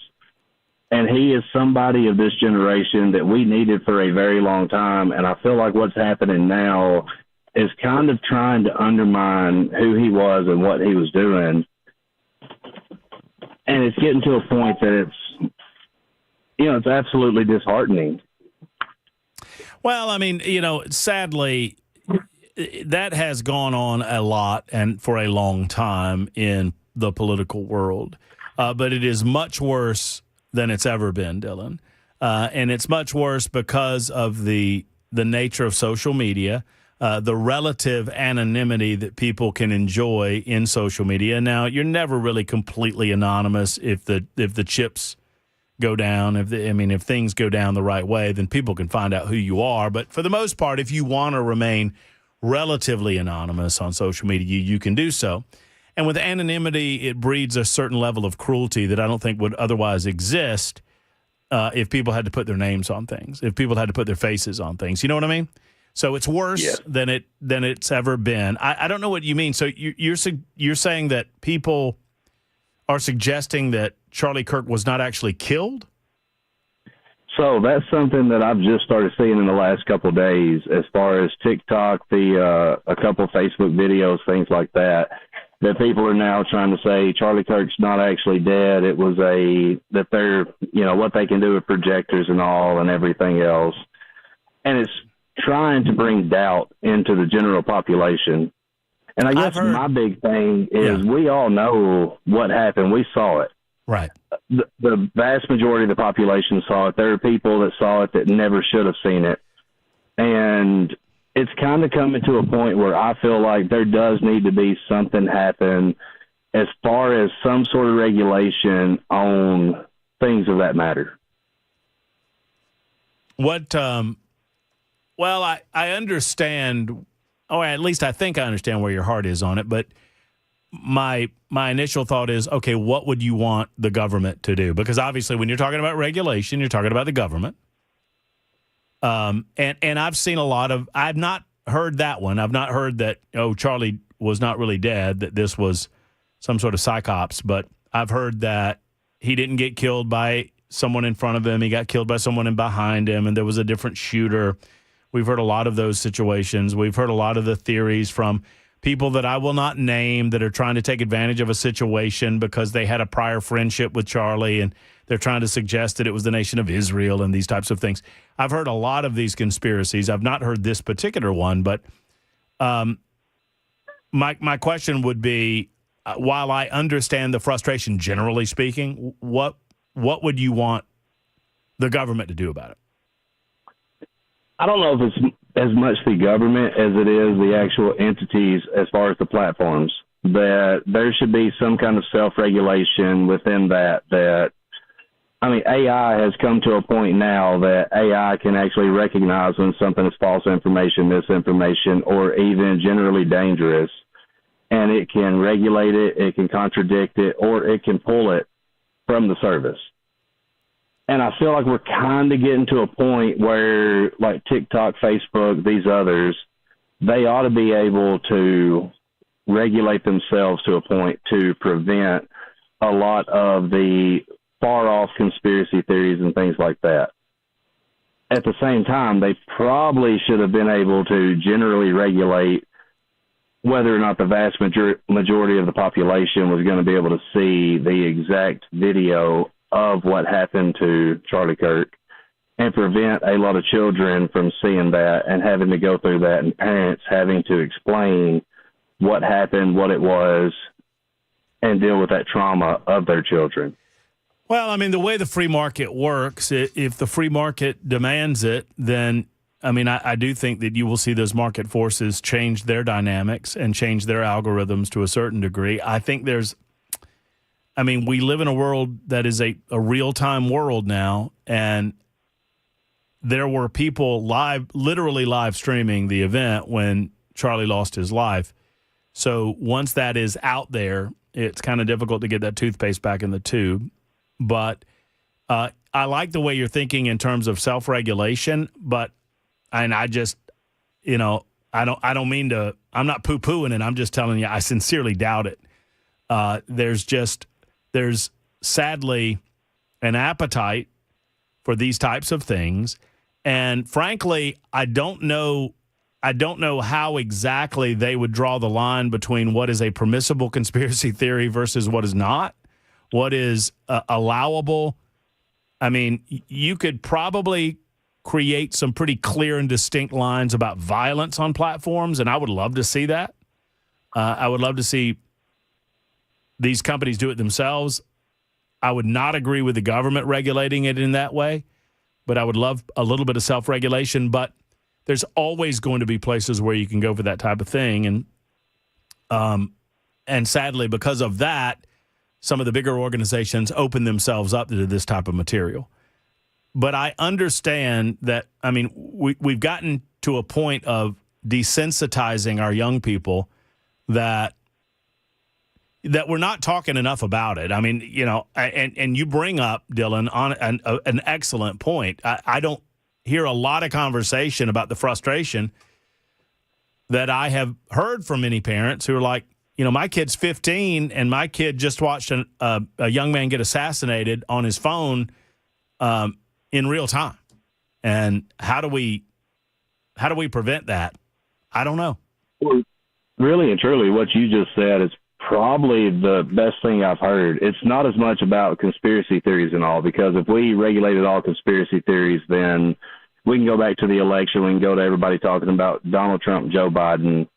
And we all know that a lot of what was considered a conspiracy theory turned out to be true. But the regulation of violence and it being readily available to any and everyone, regardless of age, regardless of anything else, maybe that's where the start actually comes, is actually looking into that aspect of things.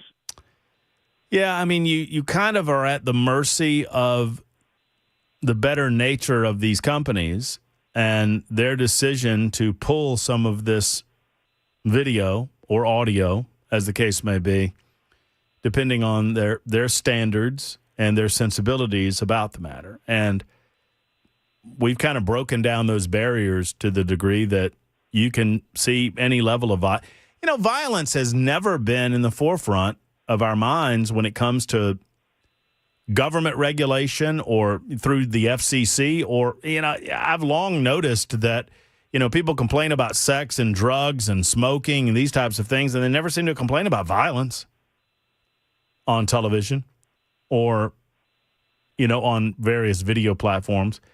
I don't know. It's been something that, as you said, desensitization, it's been happening for years upon years, decades at this point, that we've been desensitizing people of all age groups to violence.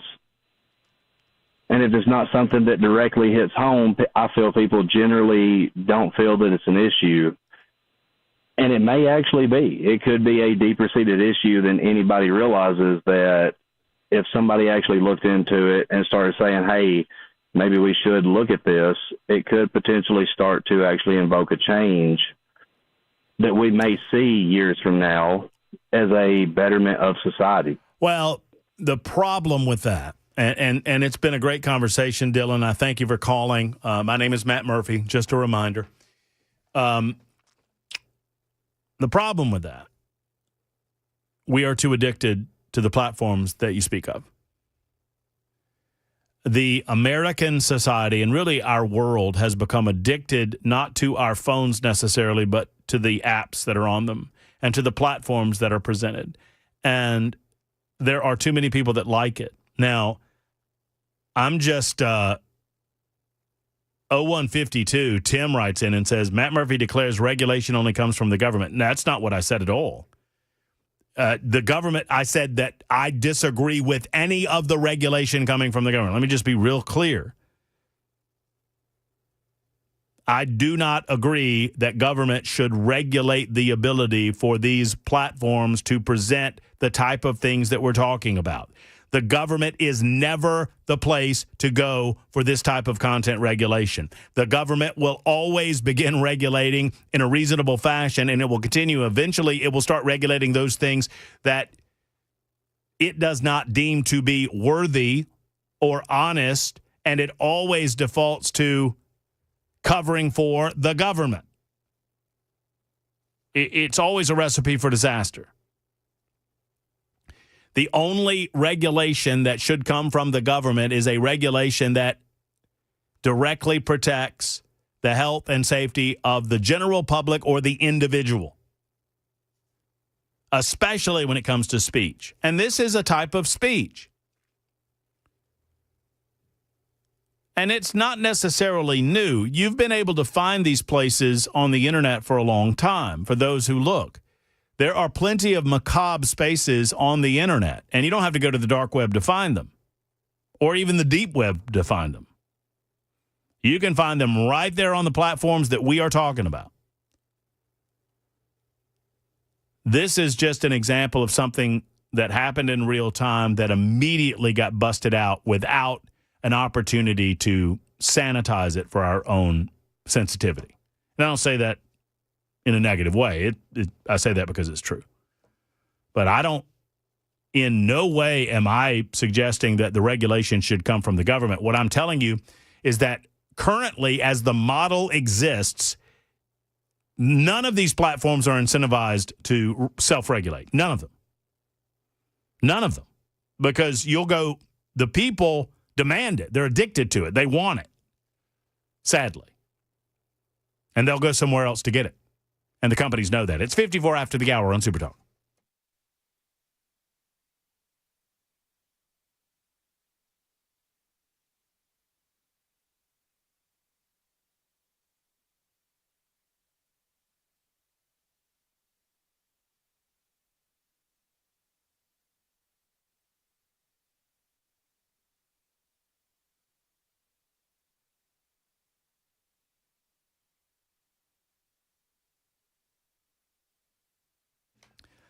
Hello, friends. It's Matt Murphy for the Tennessee Men's Clinic. Fellas, I just have to talk honestly with you. You know how I am. I'm going to shoot you straight. And the bottom line is this. If you've lost a step or two in bedroom activity, you need to get that step or two back. And you do that with the Tennessee Men's Clinic. So you bring the want to, but you don't bring the can do. Well, the Tennessee Men's Clinic can get you back to the can do. All it takes is a call and an appointment at one of their fine locations in Middle Tennessee. And now there's 3 to choose from. The Midtown location's been there since 2014. The Cool Springs location opened a couple of years ago. And now the new Clarksville location will take care of those of you a little bit north of the Nashville area. Friends, do this for yourself. Do this for your family. Do this for your intimacy and your love life. Do this for you. Tennessee Men's Clinic. Go to TennesseeMen'sClinic.com or give a call, make the appointment, and get this solved and get back into the ball game, man. 615-208-9090. 208-9090.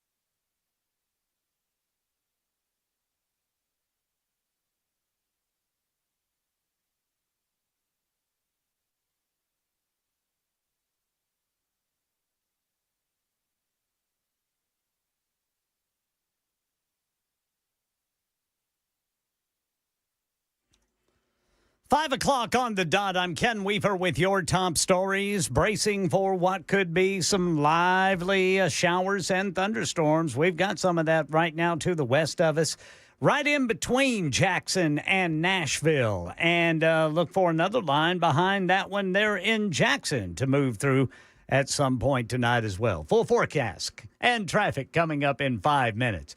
President Trump posting to Truth Social he thinks Ukraine can win back all of its lost territory with sufficient help of the European Union and NATO. Trump also mocking Russia in his post, referring to its military as a, quote, paper tiger, calling its invasion, quote, aimless, given the time it has taken. Asked if he still trusts Russian President Vladimir Putin, President Trump told reporters today he'll let them know in about a month. It's yet another timeline set by the president on a question about where the push for a peace agreement is going. The president was also asked, Do you think that NATO countries should shoot down Russian aircraft if they enter their airspace?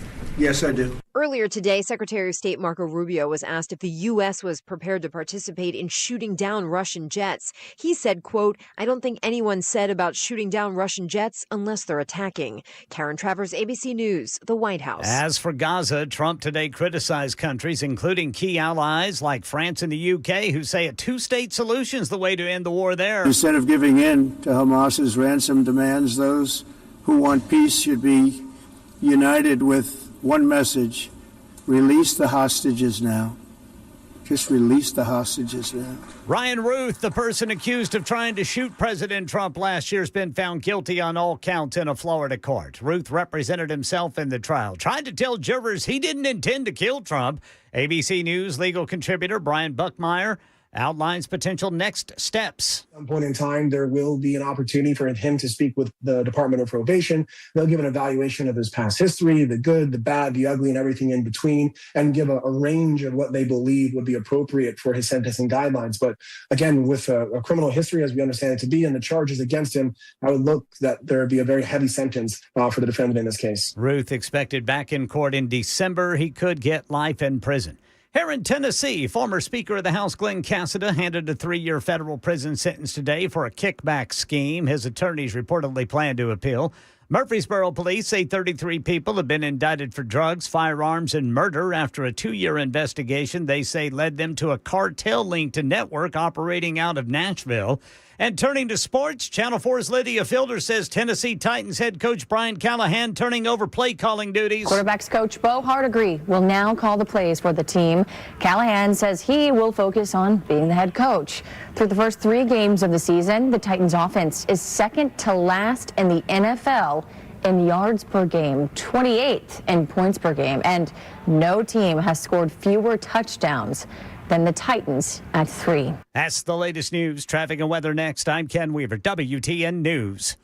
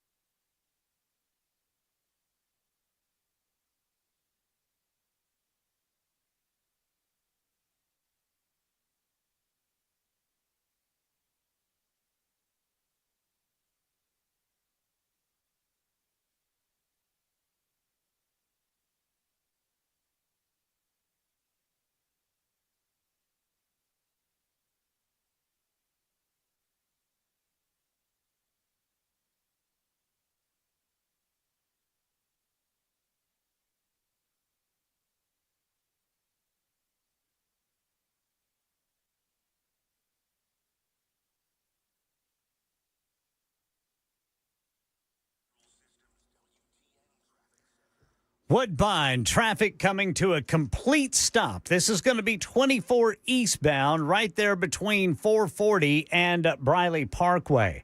Then we got stop-and-go traffic, 40 eastbound between Fessler's Lane and the I-24-40 split. On the South Loop, there's a crash, 40 eastbound right there at 65. And then in Sylvan Park, a disabled vehicle, the westbound right shoulder's blocked, 440 at Murphy Road. Metro Center, stop-and-go traffic, 65 northbound between Rosa Parks Boulevard and the 2465 split. In Madison, a disabled vehicle, northbound exit ramp blocked, 65 northbound at Old Hickory Boulevard. Rivergate, stop-and-go traffic, 65 northbound between Vietnam Veterans and Rivergate Parkway. Goodlettsville got a crash, 65 northbound at Long Hollow Pike. And in Berry Hill, an injury crash, 65 northbound at 440. I'm Ken Weaver.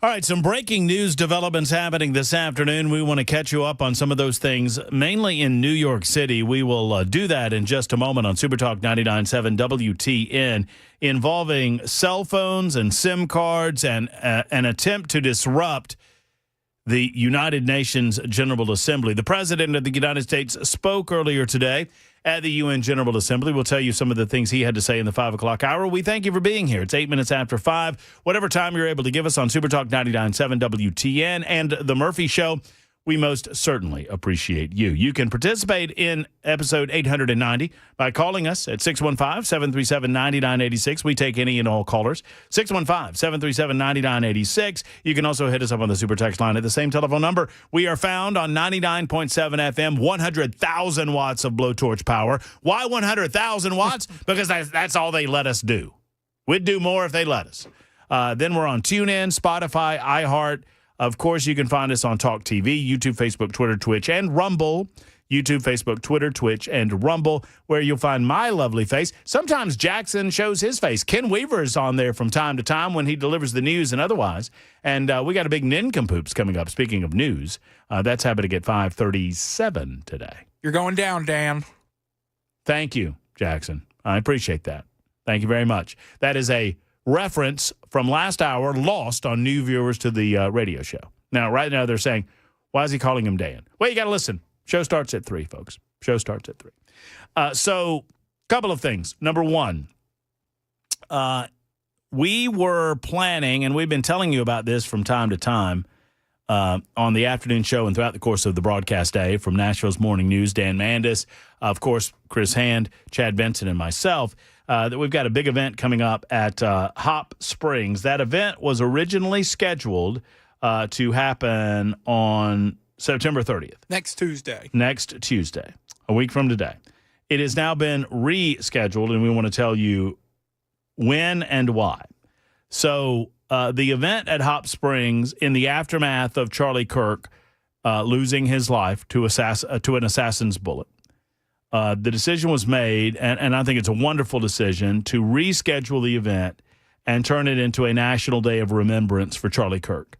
The new day is October 14th.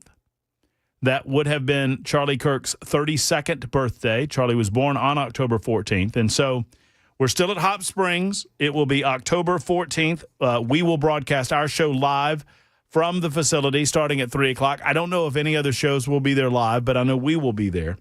And we're looking forward to seeing you there as well. So thank you for allowing us to make this move, to turn this into a way to remember Charlie Kirk. Hopefully we'll be joined by you and many, many other folks. Special guests will be announced at some future time, but I will be there. Chad will be there. Chris will be there. Dan will be there. I certainly hope Jackson will be there as well. I think we're working on that right now. Ooh, do I get to go? Get you out on site, sure. You can't drink any booze, though, buddy. You're working. Until You're working. what time? Until 7:05 or thereabouts. Oh, wait, maybe 8. I don't know. I don't know how long we're going. I know the rest of the crew will be joining us at 6 o'clock. I don't know if we're extending the show by an hour or not. One way or the other, join us at Hot Springs. Oh, I guess it is till 8 o'clock.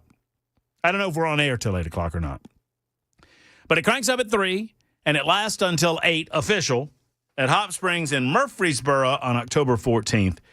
We will have a great time, and we will also enjoy some fellowship, and we will have some somber moments remembering Charlie and others that we have lost over the years. So it's a National Day of Remembrance for Charlie on Super Talk 99.7 WTN. That is on October 14th, starting at 3 p.m. Now I've got to get back to the other story that I wanted to tell you about, and I've not seen it anywhere else but on social media.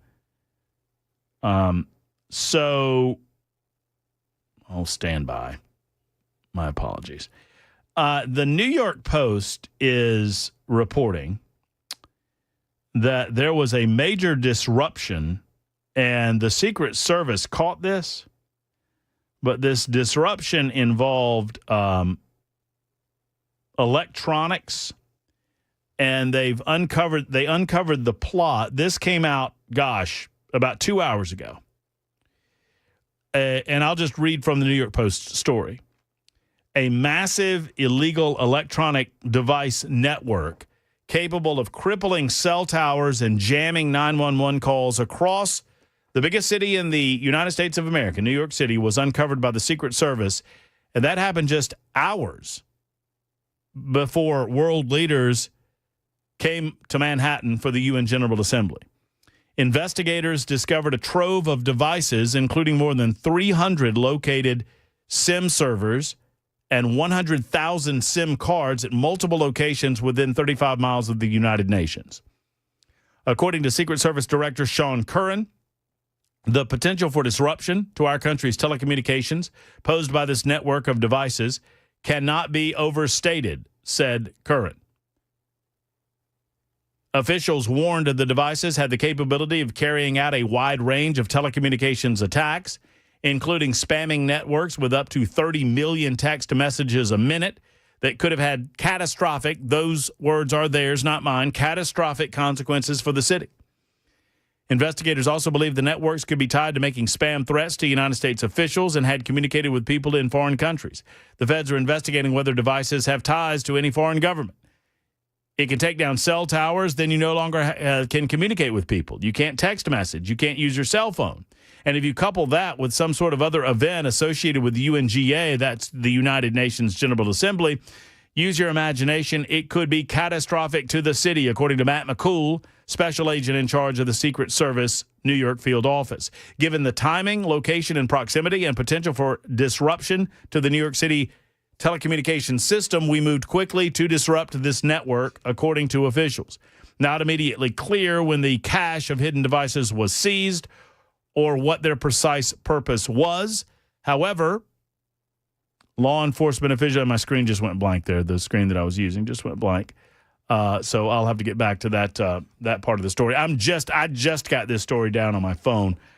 Someone sent it to me. So, and I have yet to see it up on their website. Maybe it's up there now, but it just came down a couple of hours ago. In the meantime, another headline: Ryan Ruth, the individual accused and now convicted by a jury of attempting to assassinate President Donald Trump during a wild trial that obviously earned him scoldings from the judge because Ryan Ruth attempted to investigate himself, or rather represent himself. Ryan Ruth apparently attempted to stab himself in the neck with a pen today in a Florida courtroom after he was convicted of attempting to assassinate the then GOP nominee, now President of the United States. The dramatic scene unfolded as jurors were leaving the courtroom when Ruth took a pin and started trying to stab himself in the neck. Marshals sprang into action, dragged him out of the room as his daughter screamed at her father, "Dad, I love you. Don't do anything. I'll get you out." He didn't hurt anybody.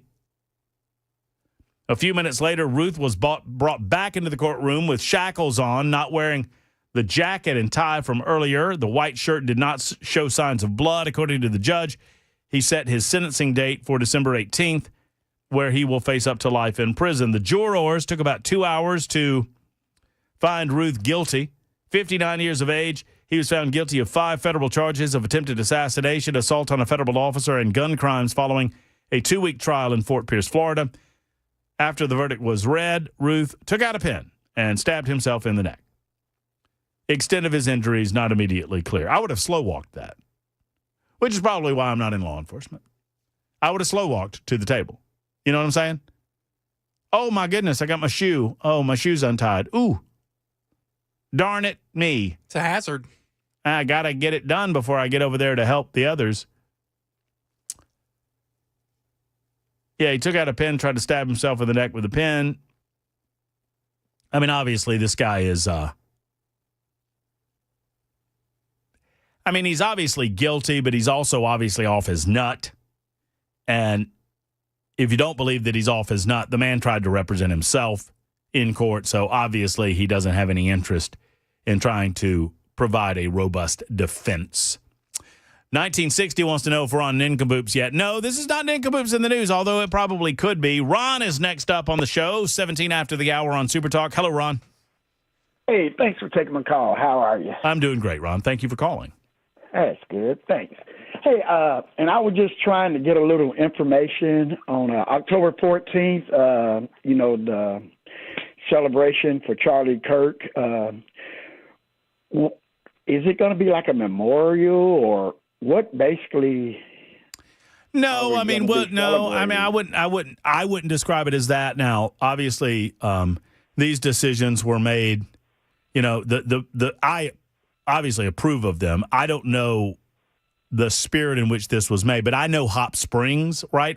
We've been there plenty of times. Hot Springs is a facility that kind of lends itself to a celebration. I think I would think of it more as a celebration of life as opposed to a memorial. So it is going to be more of a joyous occasion, remembering Charlie Kirk, remembering those people who fought for liberty and freedom and believe in the American way of life and who are there to celebrate the American way of life and to celebrate everything that Charlie Kirk was able to do in his short 31 years on this earth. That's how I would describe it. Okay. Now, are we going to be trying to bring any type of unity to the nation in the process of celebrating his life and everything? Is any of that been like part of the agenda? Because the only reason I'm asking this is because, with everything going on now, it just seems like there's a lot of, everybody's taking sides, and it's a lot of name calling and just everything's just kind of in a mess right now. Well, I don't know how long you've been listening, Ron, but things have been in a mess for a good amount of time, honestly. I don't know that the mess started on September 10th. Right. I think that we, for those of us who were perhaps blind to how far some will go, have been awoken to how far some will go. But talk to me about, what you mean when you say unity. What you would be looking for in that regard? Because I'm curious about that. Well, for one thing, he was assassinated, and nobody should be assassinated or murdered, I feel, for whatever reason, especially for what they're saying, because there's things on both sides that people say, you can learn to agree to disagree. So, and I've heard you all talking about a lot of the young people, the young men are misguided right now. They don't know what to do, where to go, and all that. So I'm just wondering, is any of this going to be addressed?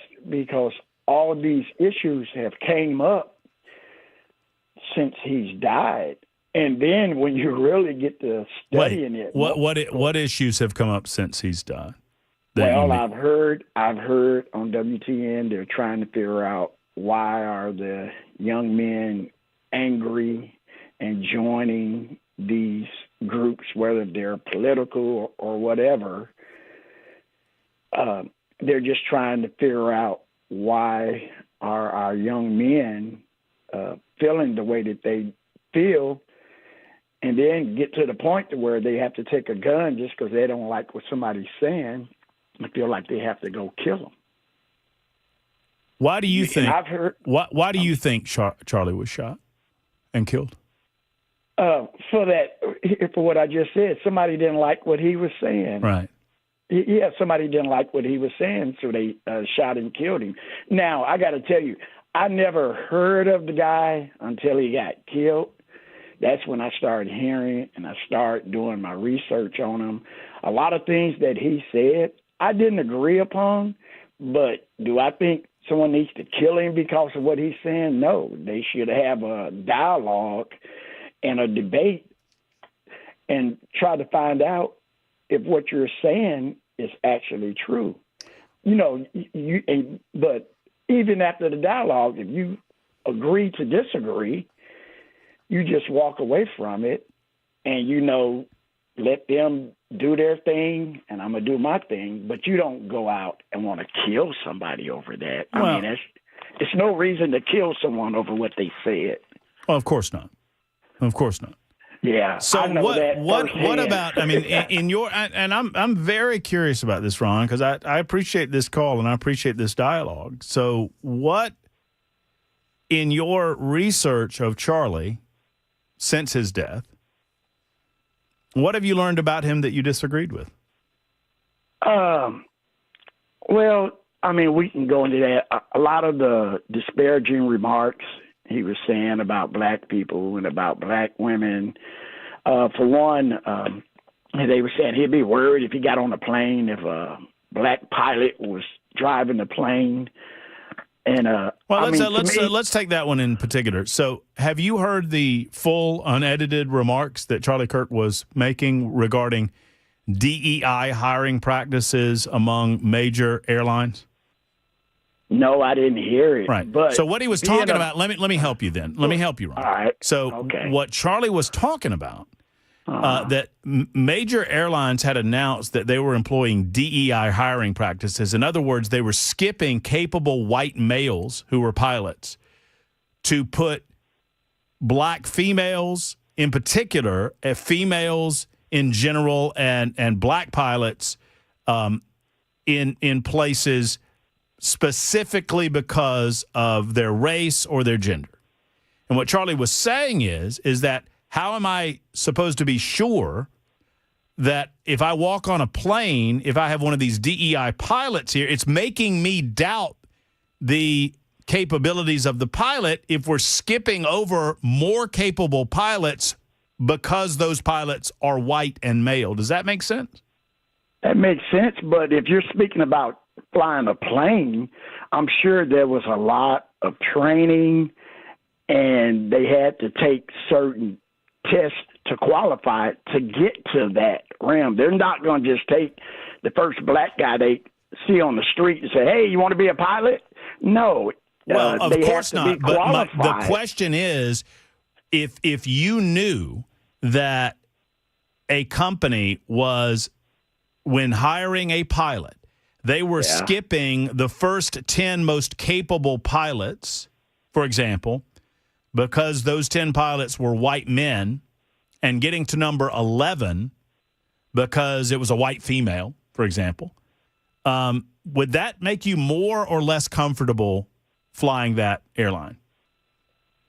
It wouldn't bother me either one because I know they had to be qualified. And because if they're aboard and if that's their company and how they feel, and I can give you a prime example. But can you understand how someone might be concerned with those types of hiring practices and it not have anything to do with racism? Yeah, I can understand, but I can also understand that they should understand you can't get to that. You can't get to that qualification not unless you have been through so much training, just like your job. I can't walk off the street and start doing your job. Once again, how is it not inherently racist to skip over someone better qualified because of the color of their skin, which is what the DEI practices in question do, 100%? How is that not racist? Well, here in America, I can't say one way or another, but I put it like this. That won't be the first or the last racist thing that America does. It's just part of living in this country. But Charlie was fighting against those racist practices, as is Matt Murphy, as is Ron, I would hope. I'm fighting for a color-blind society that does not value skin color so much as merit. Right. Okay, well, just like you said, you're looking for a colorblind without merit. So why would it have to take DEI policies to be put in place? Wouldn't somebody have to seen that said, hey, we've been having this airlines for the last 50 years. You're going to tell me there's never been not one black qualified? There were plenty of black pilots. There were plenty of female pilots, but they valued the color and the skin above the abilities of the pilots in the DEI hiring practices, which is what Charlie was arguing against. Ron, I love the call. I got to run. I am way late and I'm in trouble with young Jackson Williams. He's pointing his finger. He's shaking his finger at me right now. Come on, Chad. I thank you for the call. It's 27 after the hour on Super Talk.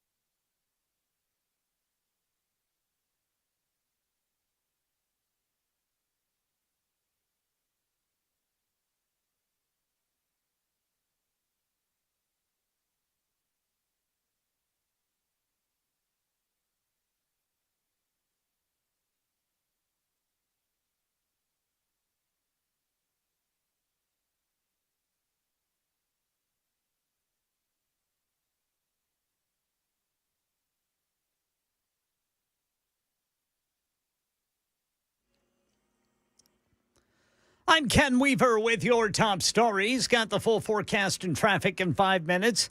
Channel 4's Stacey Cameron says former Tennessee Speaker of the House Glenn Cassida was handed a federal prison sentence today. Cassida was found guilty on 14 federal counts of conspiracy, fraud, and money laundering for his role in a public corruption scheme. His lawyers asking the judge to go easy and sentence Cassida to just probation.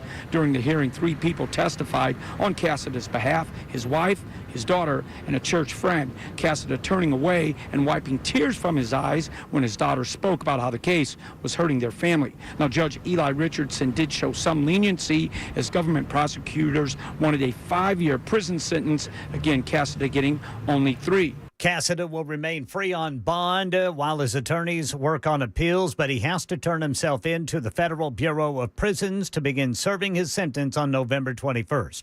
Murfreesboro police say a 2-year investigation has resulted in 33 people indicted for drugs, firearms, and murder linked to cartel activity out of Nashville. Spokesman Larry Flowers says it started 2 years ago after a man died of an overdose.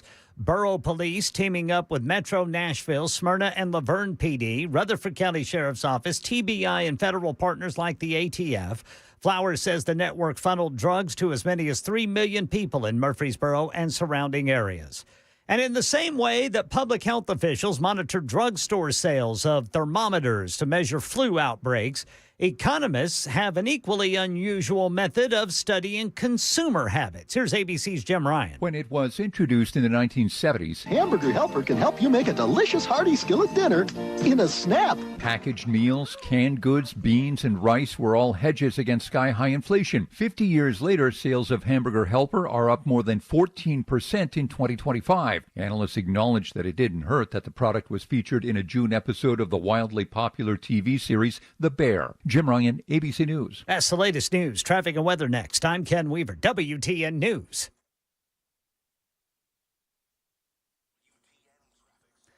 Traffic completely stopped 24 eastbound between 440 and Briley Parkway. Then a multi-vehicle crash has the two lanes of 3 blocked and the left shoulder blocked, 40 westbound just east of Church Street. And stop-and-go traffic, according to TDOT, 40 eastbound between Fessler's Lane and the I-24-40 split. Stop-and-go traffic, 65 northbound between Rosa Parks Boulevard, exit 85, and then the I-24-65 merge there at exit 86 A and B. In Rivergate, stop-and-go traffic, 65 northbound between Vietnam Veterans Boulevard, exit 95, Rivergate Parkway, exit 96, and in Goodlettsville, police reporting a crash 65 northbound at Long Hollow Pike. And now in Sylvan Park, we're seeing a backup, just looks like volume, 440 westbound between Murphy Road, exit 1A, and I-40 West. I'm Ken Weaver.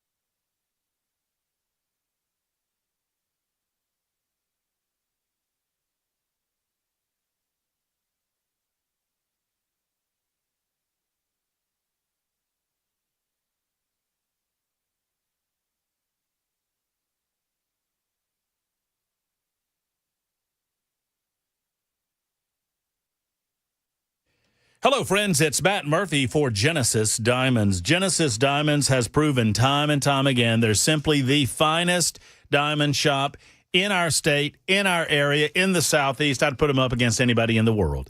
Around here, everybody knows that Genesis Diamonds is the go-to place when it comes to jewelry, especially bridal jewelry.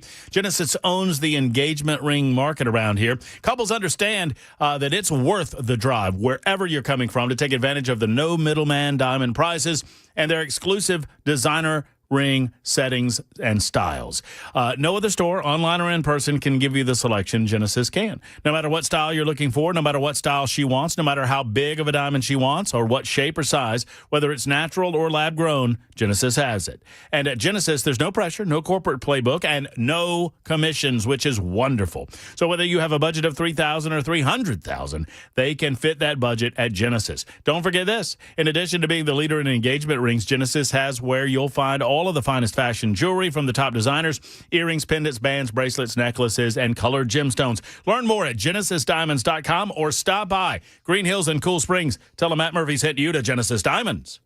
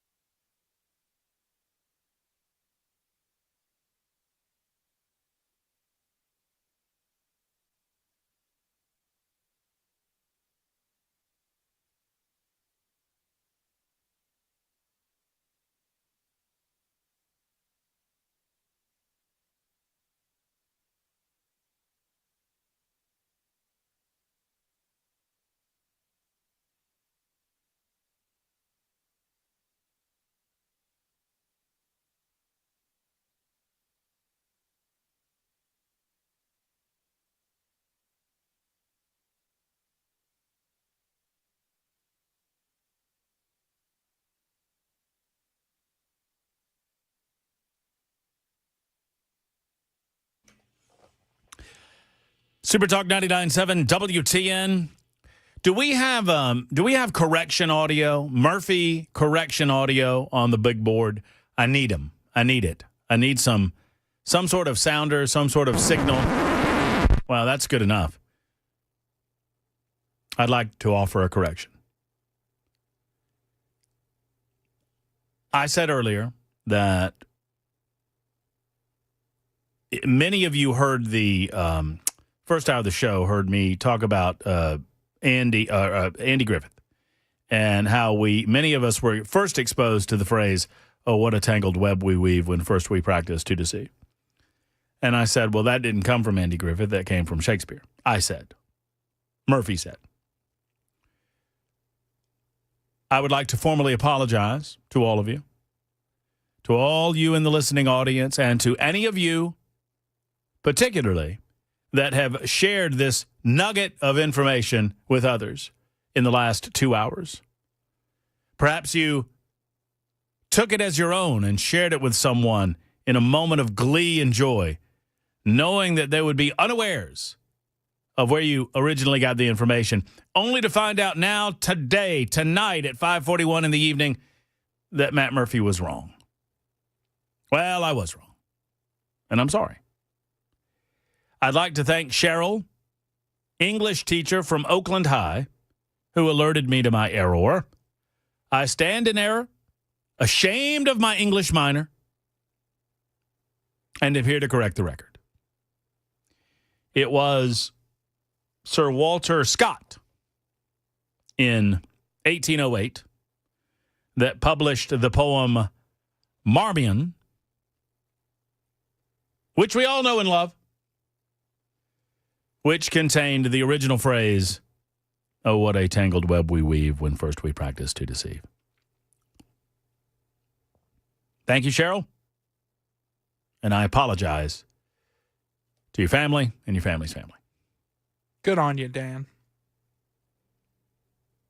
You're welcome. No one knows why you're calling me the wrong names, but I would say you got to listen to the whole show if you don't get it. We'll get to Tim and Dennis who want to talk about DEI practices. I'm happy to do that, but right now, y'all know what time it is? Well, I just told you it's 5:42. It's Super Talk. 99.7 WT, and it's time for Ninkapoops in the news. Ninkapoops in the news. I'm ready to go home. I've made errors. I've exhausted my energy. I don't know what to do. I'm ready to go. I've eaten my almonds. Oh, you've already eaten your almonds? I ate my almonds already. Well, Ken, let's pack up the show. Chris has eaten his almonds. It's time to go home. Yeah, huh? Ken Weaver back in News Closet B, getting ready for Ninkapoops in the news. There's young Jackson Williams, a.k.a. J. Willie, a.k.a. Y2J. He's, oh, look at you. I just saw you. I saw you do that. You looked at yourself out of the corner of your eye, and you adjusted your hat. Isn't that cute? Go Vols. Go Vols, indeed. Who won yesterday? I think it was you. Yeah, I won yesterday. Oh, yeah. You're quick on the draw there. Why don't you go first then? All right. Escort batters man with silly string, cops say. A Florida woman has been arrested for an alleged silly string attack. Investigators say the colorful battery occurred Thursday evening at the OCC Roadhouse Bar in Clearwater, Florida. As detailed in the arrest affidavit, Crystal Watts, 48, confronted the victim and began spraying him with silly string until the can was empty. She then allegedly threw the can at the victim, causing a laceration in his forehead. The affidavit does not identify a motive for the 9 p.m. assault accused or whether the accused assailant and Hammock, a masonry contractor, were acquaintances. Watts, seen above, was arrested for battery. She spent a night in custody before being freed Friday on a $1,000 bond. The phone number listed for the defendant in court records turns up an escort service website that it includes a variety of explicit photos. Wait, it includes a variety of photos? Yes. Have you seen said photos? I have not gone to the website. They don't provide the link. You'll choose not to go to see the photos, or will you do that later? I mean, I'm on the work computer, bud. I don't know how to explain this. Now you're calling me Bud. You've called me Chris. You've called me Dan. You've called me Chad. Now I'm Bud. And nobody knows why you're doing that. You want to explain it?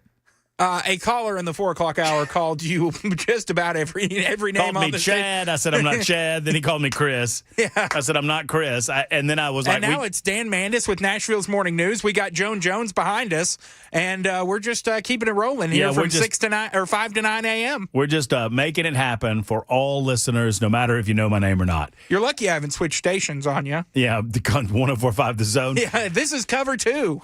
Ken Weaver, your Ninkapoops, sir. I was getting ready to say, just look how pretty Joan is. You look good, Joan. Although, I would advise you that you might have a few hairs on your chin. I'm just throwing it out there for Joan. I mean, and watch out for the TVs around Joan Jones. What do you got there, Ken? All right, boys, this is out of New Milford, Connecticut. You know where that is, Brother Murphy, right? I do. You lived up there for a while. I lived in Middletown. All right, well, listen to what this old boy did. An assistant coach for a Connecticut youth football team was arrested after allegedly pushing a 7-year-old player from the opposing team to the ground during a game. New Milford police identified the suspect as 38-year-old Daniel Fazio, who was serving as assistant coach for the New Milford Bulls during a game on Sunday with the Water Oak youth football team. Authorities say the confrontation happened on the field, involved a 7-year-old player from the opposing team.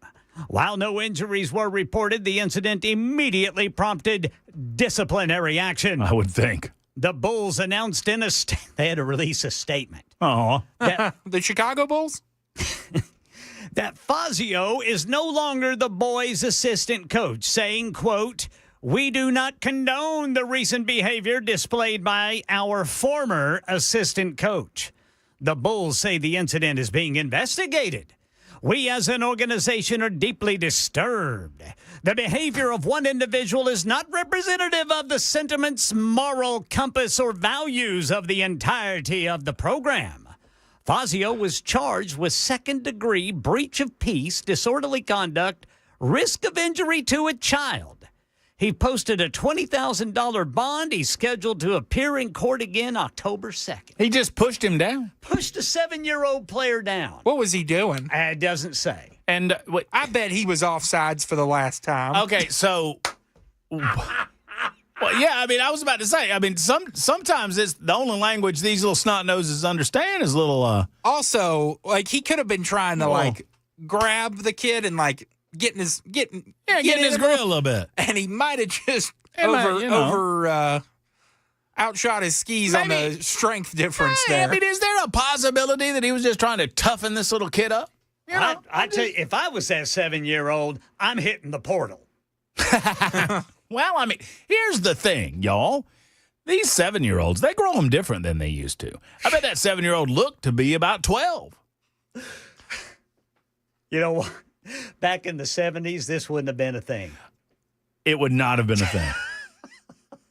Tony?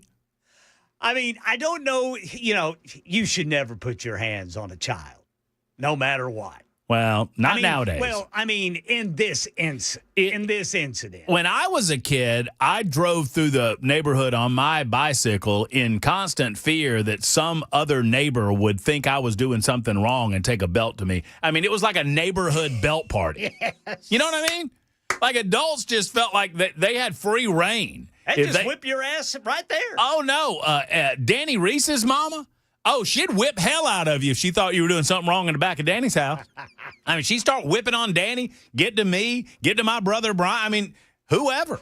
Yeah. Good gracious. So, yeah, things have changed over the years. Yeah, what position did this kid play? It does not say, Brother Jackson. I need more details because we'll have to look into it. I'm sure there's probably some social media content on this. 7062 says if it's between a 38. 38-year-old? 38-year-old and a 7-year-old. Yeah, is it really considered to be a confrontation? I mean, here's the thing, though. What did they charge him with? It's some Connecticut words. But, I mean... Second-degree breach of peace. Okay. Disorderly conduct, risk of injury to a child. I mean, it's pretty serious. And $20,000 bond or something? $20,000 bond. Going to be in court on October 2nd. And he just pushed the kid. Apparently, allegedly pushed the kid to the ground. I mean, what if I told you? I mean, I'm just playing a contrarian point of view. What if I told you the kid spit on him? What if I told you that? Is it okay if the then? Kid had it coming? I mean, is it okay then? I think I'm going to take up the position until proven otherwise that the kid had it coming. Have you met a 7-year-old these days? I cannot imagine what it would be like having to deal with a bunch of 7-year-olds playing football. Can't imagine it. Isn't that where they were playing football? Football. The kid had pads on. Oh, no, you know how they do it with the young kids nowadays. It's probably flag. Oh, gee, see, that's the problem. It starts with flag football. Before you know it, you can't push a kid to the ground. Now we're raising a bunch of pansies. You know what? If I went home and complained that a grown man pushed me to the ground, my grandfather would double up on it. No, we can't condone that. I'm just kidding, everybody. I'm just kidding. I understand where the line is, and this dude apparently crossed it. I don't know that he crossed it $20,000 worth. Yeah, it's like a toe over. It's not a full step. I just don't. Yeah, I don't. I mean, if all he did was kind of push the kid to the ground, I don't know that we should be putting this guy in jail for that. I would need to see the video. I mean, what do you think? I mean, in all seriousness, Ken, are we putting the guy in jail for this? Well, it just depends on what, it depends on how soft the parents are.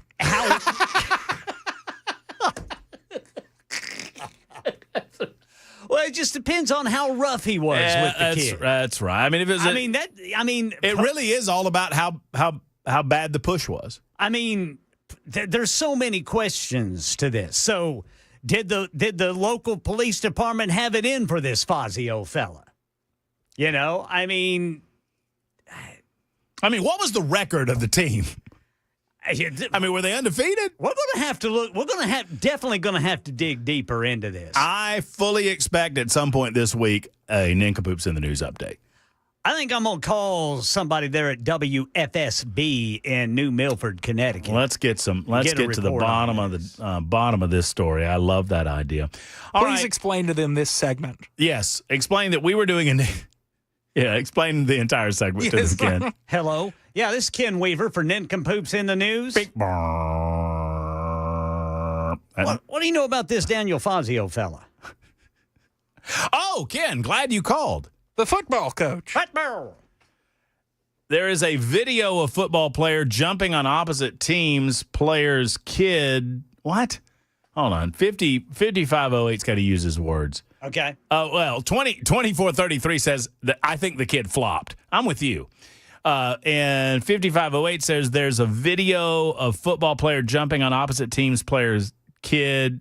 What? I don't. Use your words, 5508, and try it one more time because I don't understand what. The kid flopped. The kid flopped. I kind of like that. That's pretty good. All right. Rarely do I get serious with Ninkapoops in the news, but I can't help myself. Former ESPN and MSNBC host Keith Olbermann. I know, y'all. I know. Y'all, calm down. You're going to win. I'm just sorry. He deleted an X post yesterday that appeared to threaten CNN's Scott Jennings. Screenshots of Olbermann's post circulated online Monday evening, showing the former MSNBC host responding to one of Jennings' tweets. In two posts, Olbermann wrote, "Keep mugging on the camera," followed by, "You're next, bleep bleeper." And that starts with an M and ends with an R. "You're next," he wrote. Wow. The posts are no longer visible on Olbermann's X account, but Jennings reposted the screenshot and tagged FBI Director Kash Patel. It remains unclear which of Jennings' posts Olbermann was responding to, but one of the CNN's commentators' recent remarks online addressed the lifting of late-night host Jimmy Kimmel's suspension. Jennings mentioned Democrats complaining about free speech being infringed upon.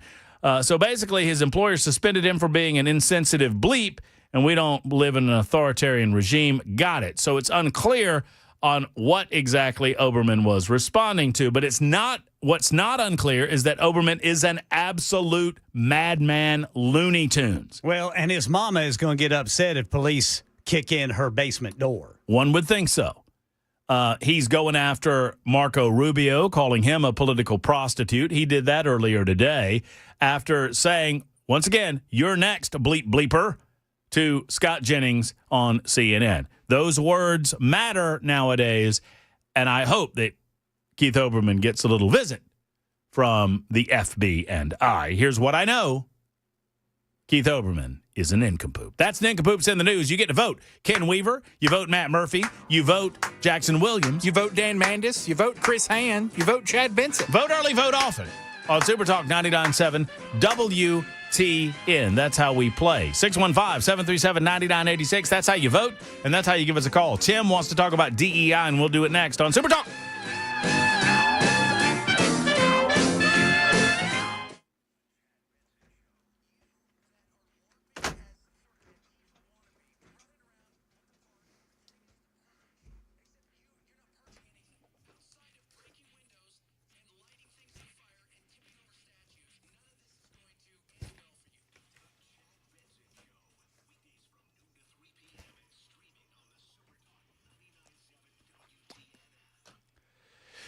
Hello, friends. It's Matt Murphy. If you're trying to make a decision whether to repair or replace your heating unit this fall, if you knew that you had some problems last year and you put it off and you got through the end of the year and now the time has come, might I recommend Efficient Heating and Cooling and Jeff Eddy?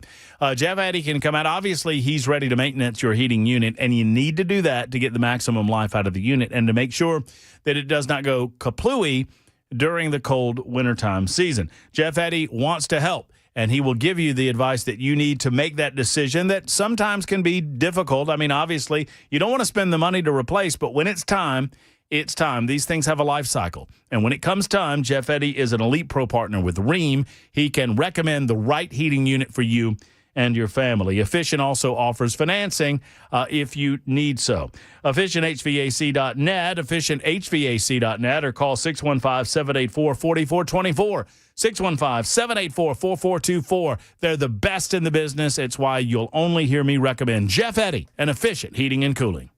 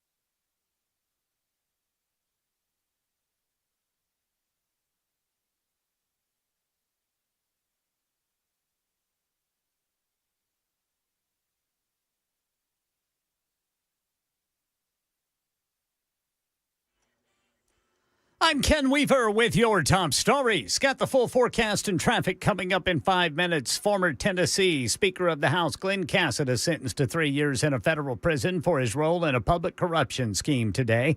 Channel 4 says these are his attorneys afterward. They're disappointed, but we look forward to appealing. We're optimistic.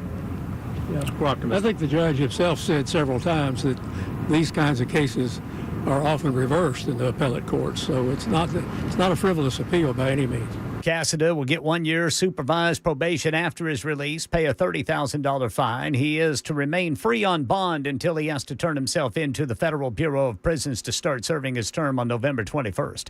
Murfreesboro police say a 2-year investigation has resulted in 33 people indicted for drugs, firearms, and murder linked to cartel activity out of Nashville. Spokesman Larry Flowers says it started 2 years ago after a man died of an overdose. Borough Police teaming up with Metro Nashville, Smyrna, and Laverne PD, Rutherford County Sheriff's Office, TBI, federal partners like the ATF. It's not just our community, it's communities throughout Middle Tennessee.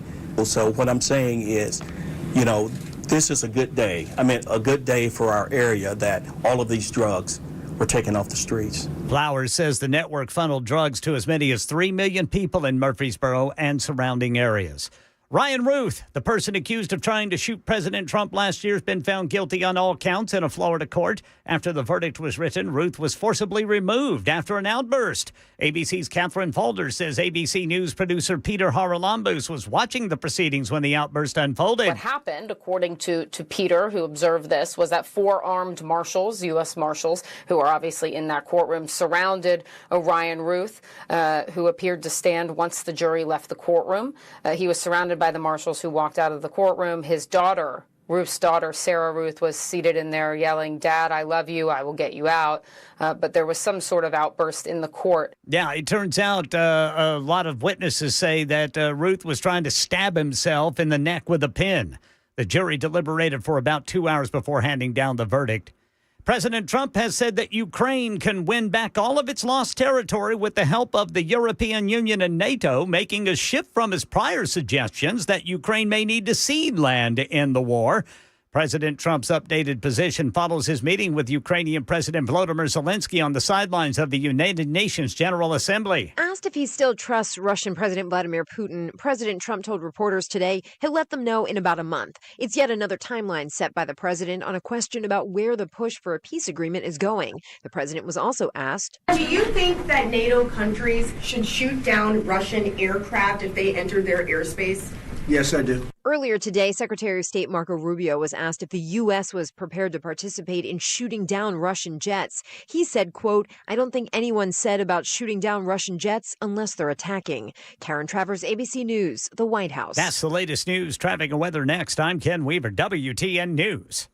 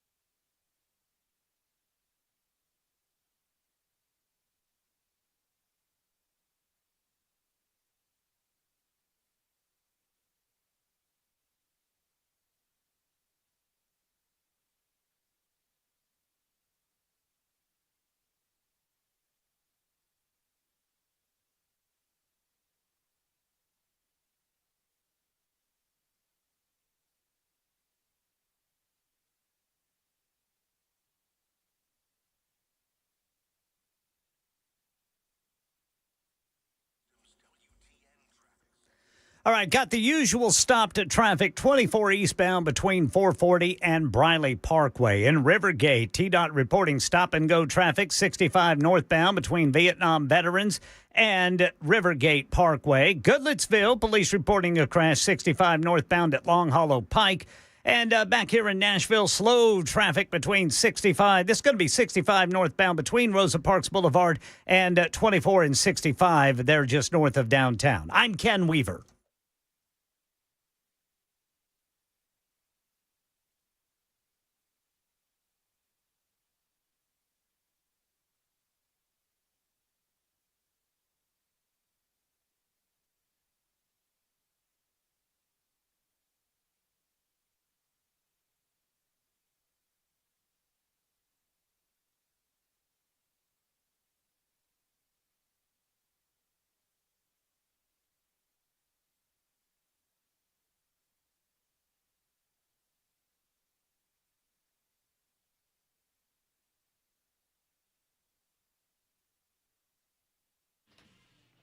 Super Talk 99.7 WTN. Getting back to your phone calls momentarily as the Matt Murphy Radio Show continues. Thank you for being around. We appreciate you. It's 8 minutes after 6 o'clock. Ken Weaver's back in News Closet B. He continues to gather headlines tirelessly, and he'll deliver some more at about 6:30 today. Jackson Williams, he's not working very tirelessly, but he's working, at his own speed. I'm on the clock. Yeah, sure. And calling me by a variety of different names throughout the course of the evening to celebrate what happened in our 3 o'clock hour. Was that 3 o'clock hour or 4 o'clock hour? 4 o'clock hour, I suppose. And then there's you on the phone, 615-737-9986. So I'm just getting info about an incident that apparently happened at Tennessee State University. This came to my attention due to a loyal listener to the show, the G-Man. Thank you, G-Man. I hope you're listening. I appreciate you. But apparently, a group calling themselves Fearless Debates, at Fearless Debates on the X Machine, called the Fearless Tour. They say they're keeping free speech alive in America. We're all Charlie Kirk. 8 days in, 4 out of 50 states visited, brought to you by Cam Higbee and David Cott. How would I pronounce this? Chat. K-H-A-I-T. How would you pronounce that last name? I have no idea. Kate? I'm going to go with Kate. Either way, I've invited one of these guys to call the show, so they may be calling the show, because they went to Tennessee State University today. They were apparently at the University of Tennessee yesterday and did not see much resistance. They went to the Tennessee State University today, and apparently they were met with an attack. Like, I just posted it up on my X Machine page at Matt Murphy Show. The topic at Tennessee State University was DEI. According to Higbee, today, Fearless Debates tabled at an HBCU, historically black college or university, Tennessee State University. And after 10 minutes, a literal riot erupted. They stole our stuff, followed us back to our car, attacked our car, shouted Black Power, and blocked the exit to campus. Our topic was DEI. Cam went on to say, thus far, this has not happened on any other college campus that we have been to. They went on to say, we had one security guard today who was absolutely incredible. That said, we definitely need to ramp up our security for the future because we're not stopping. If you feel inclined, it would mean a ton to our entire team if you're able to donate. So these young men, it seems that these are two young men that have decided that they're going to take up the legacy of Charlie Kirk and they're going to go and debate people on college campuses. This fellow by the name of Cam and his friend by the name of David.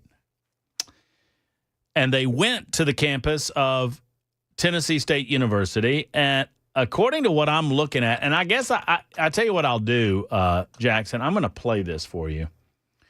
I don't believe it has any cursing in it. I've seen it once. So just be aware that I might have missed something, and if I missed something, just be on the listen for it. So here is these two gentlemen, Cam and David, on the campus of Tennessee State University today, and this is in the midst of what turned into a almost riot as the students on the campus of Tennessee State University, well, ran them off.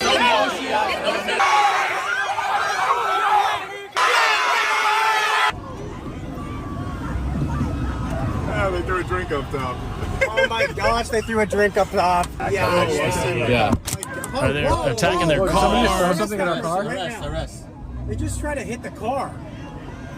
So you're just if you're seeing it on screen, you can see a lot easier. That was loud.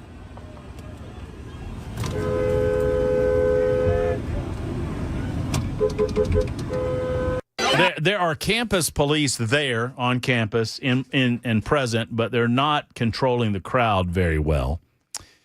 According to these two individuals, they just showed up on campus. They had a couple of chairs and a table and a sign that said that they wanted to debate, and their topic was DEI. This is very much in the spirit of what Charlie Kirk started out doing.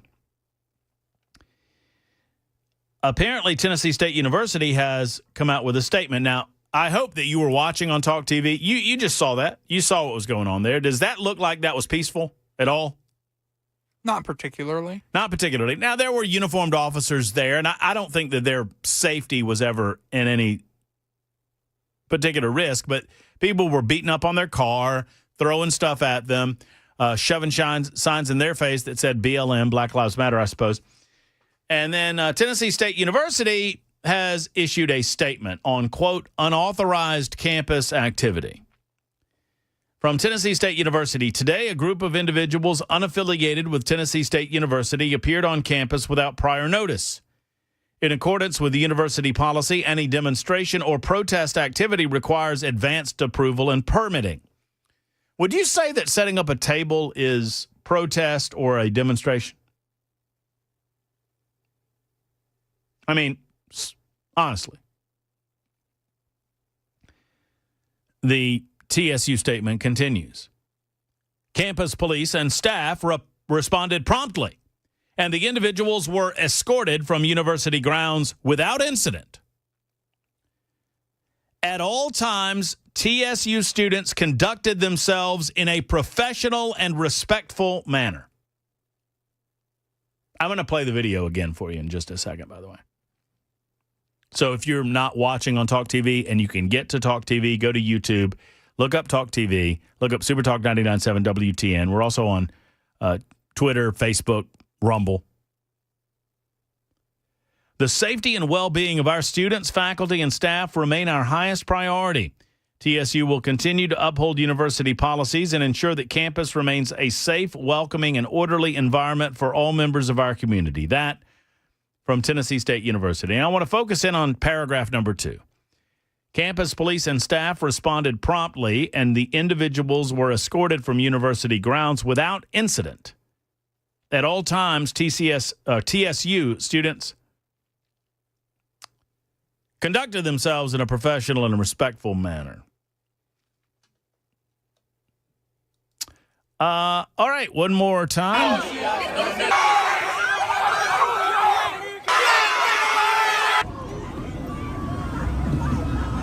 They threw a drink up top. Oh my gosh, they threw a drink up top. Yeah. Oh, whoa. Did somebody just throw something in our car? Arrest. They just try to hit the car. They're still hitting the car. Whoa! That was loud.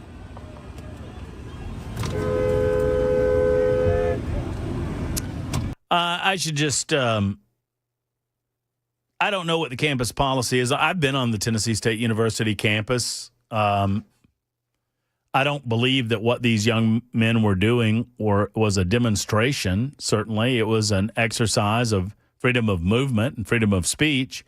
And they were met with individuals that decided that they were going to bum rush them. And I'm thankful, I suppose, that there were campus police officers there because, frankly, one, if these were the students that they're talking about at TSU, these were not students that were conducting themselves in an appropriate manner. Number two, this statement does not comport with the facts. This statement does not agree with what I just watched. I have a difficult time believing that the officials at TSU aren't aware of this, aren't aware of what actually went down. They're just trying to make the situation go away. So what the hell? I mean, you can go and watch the video if you have not been able to see it on Talk TV. You can watch the video at Matt Murphy Show. That's at Matt Murphy Show. That happening earlier today on the campus of TSU, and we have invited either Cam or David to call the radio show. I communicated with them via social media, and hopefully they'll give us a call if possible. Brian said that's peaceful and respectful for those students. 5725 says destruction of property of those guys at TSU is an incident. TSU's statement is a lie, and they're trying to cover it up. Of course. 1812, didn't the state of Tennessee just have to bail them out of financial problems? Just saying. Yeah, they did. TSU is a financial train wreck, absolute financial train wreck. I used to work downtown, and we would close early when TSU had their homecoming.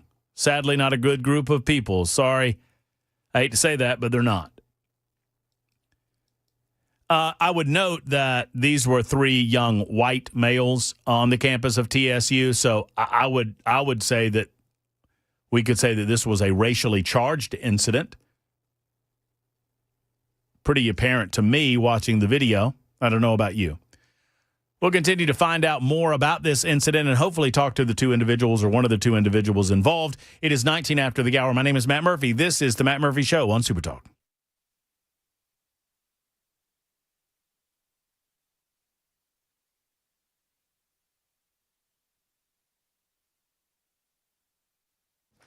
Hey, folks, Matt Murphy for Grace Point Healthcare. You know, Grace Point Healthcare is modern medicine delivered the old-fashioned way. We say that often. Why?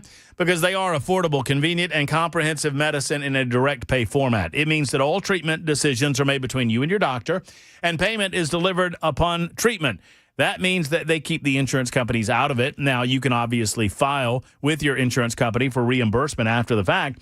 With the basic Smart Care plan, though, you pay just $69 a month and you receive unlimited office visits plus free basic labs and diagnostic testing. At Grace Point, there's no long wait times. They don't believe in that sort of thing. You won't have to wait 2 or 3 weeks to get to the doctor at Grace Point. They even do house calls when you're just feeling too bad to leave the house. Grace Point also treats the whole body with a comprehensive medical approach, getting to the root of the problem without just addressing the symptoms. I encourage you to give a call to Grace Point and find out how they can assist you. 599-6868, 599-6868 to schedule your next appointment. You really can't afford exceptional medicine at your convenience. Modern medicine delivered the old-fashioned way at Grace Point.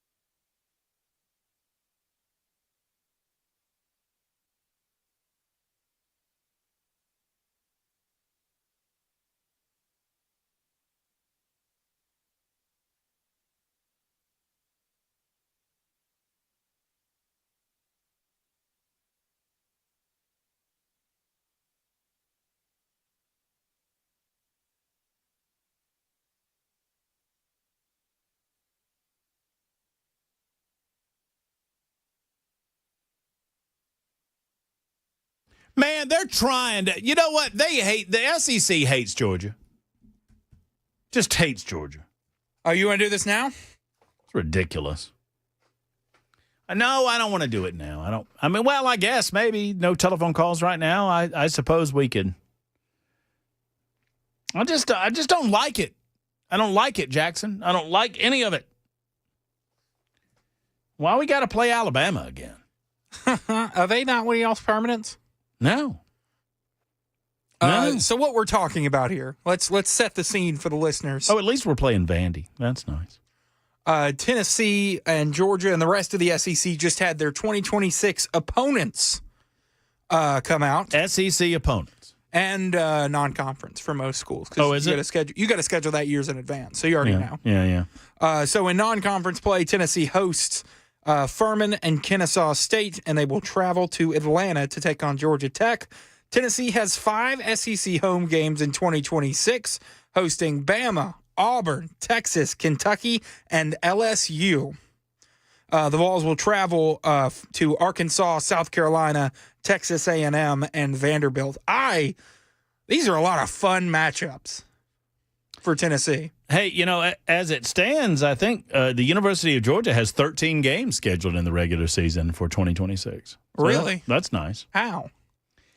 Because we still have non-conference games scheduled against the aforementioned Tennessee State, Western Kentucky, Louisville, and Georgia Tech. We had standing games against those 4, but now that we have 9 conference games, we've got to cancel one of those. And I don't know, I don't want to cancel the Hilltoppers. I like the Hilltoppers. I love that nickname. I've always loved the nickname. We can get up the hill. We can top that hill. That's about all we can do. So we take on, everybody, every fan of every team. I'm not going to bore you with the Georgia thing because nobody, for the most part, y'all don't care. And I get that. Tennessee hosts Bama, Auburn, Texas. Easy. LSU. Easy. Win. Fun. But, the thing is, none of us are, Arch is coming to Neyland Stadium next season. That should be fun. If Patey Pie shows up, he wears the orange, right? Who? What kind of orange? That's going to be a fun game. I'm excited for that. Arch's dad's got to root for Texas. Obviously, Yes. He doesn't have an affiliation. But if Peyton's smart, he doesn't show up to that game. I think he goes. I think there's no chance he doesn't go. Yeah, I don't think there's a chance either. So we're endeavoring to find out as much information as we can about what went down at the Tennessee State University campus today. For those just joining us, apparently a group known as Fearless Debates, 3 young men, college age they looked like, wearing MAGA hats, Make America Great Again hats, went to Tennessee State. They've been to other college campuses over the last several days. They were inspired to do this after the assassination of Charlie Kirk. They were going to various college campuses, setting up a table, inviting people to argue or debate them, if you will, on a variety of different subjects.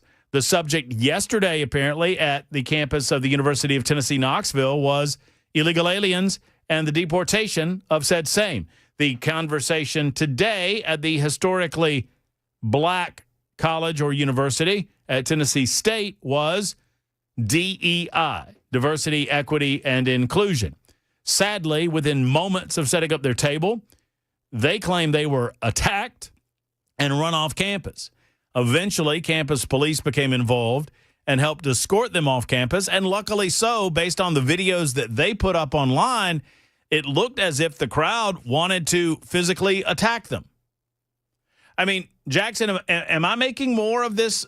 You tell me, Jackson. I don't want to be out of bounds here. Did it look like these young men would have made it out of there unscathed without the assistance of the campus police?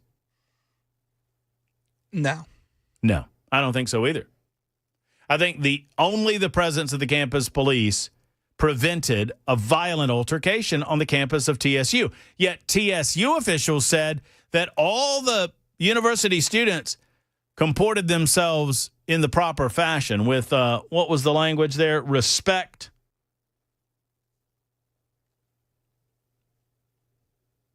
Yeah, respect. I've lost I lost the thread there. I can re-find it. So there you have it. That happening on the campus of, here it is. Campus police and staff responded promptly, and the individuals were escorted from university grounds without incident. At all times, TSU students conducted themselves in a professional and respectful manner. That is not true. That is a lie. Unless you're telling me that every single person that I'm seeing on this video was not a student, then that is a lie from the pit of hell, and TSU needs to be corrected, or they need to correct themselves, and someone needs to step in and make sure that the truth is told about this situation. By the way, am I to understand that no one is allowed on the TSU campus that isn't faculty, staff, or a student? Is that correct? Today, a group of individuals unaffiliated with the Tennessee State University appeared on campus without prior notice in accordance with the university policy. Any demonstration or protest activity requires advance approval and permitting. That's not what they did. They just set up a table and sat down and had a sign inviting people to debate them. This is just garbage from TSU, and hopefully the governor and some other local officials will look into this, because what TSU is saying is not true based on the video evidence that I have seen. In the meantime, look, what is this? Who is Virgil Davis Hunt? Oh, he's with the Pamphleteer. Oh, I know the Pamphleteer. You know the Pamphleteer? I do not. He has posted a video. Have you seen this? He's posted a. Hold on, I'm gonna ask you to. You see this right there? You see that? That's a photo that the Pamphleteer, the Nashville Pamphleteer, has posted. You know who that is, Jackson? I have an idea. You know what the caption is on that photo that I just put up on the talk television? What? The caption, not my caption. Virgil's caption. Love is in the air. Man, oh man, if you're not watching on Talk TV, you're missing a lot. It's Super Talk 99.7 WTN.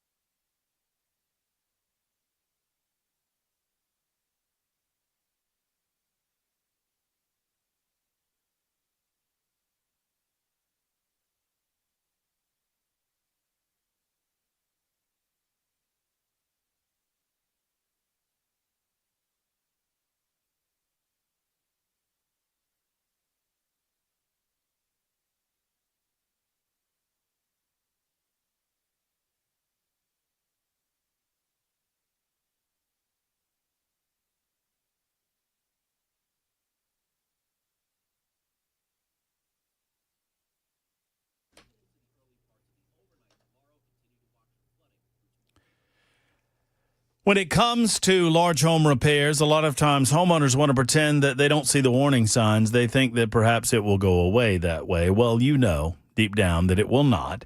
It's especially true when it comes to waterproofing and foundation repair. It could be something big that needs to be fixed, or it could be a small problem that will just become bigger as time goes on. Bottom line, what we don't know certainly can hurt us. And frankly, we need peace of mind. We need USS in our lives. USS are the structural experts. When it comes to your home, you're getting problem solvers who provide peace of mind to their customers. The homeowner, you're not getting someone who's worried about a sales quota. You're not getting someone who tries to upsell you on anything. You're getting a problem solver. Like I say, they're going to come in, they're going to diagnose the situation, whether it's a foundation issue, a waterproofing issue, or both, and they'll figure out what to do to solve that problem for the least amount of money possible. Homeowners trust USS, over 30,000 of them since 1994. That's over 30 years in the business, and they do it the right way, friends. 615-488-7855, 615-488-7855, or online, USSTN.com, USSTN.com.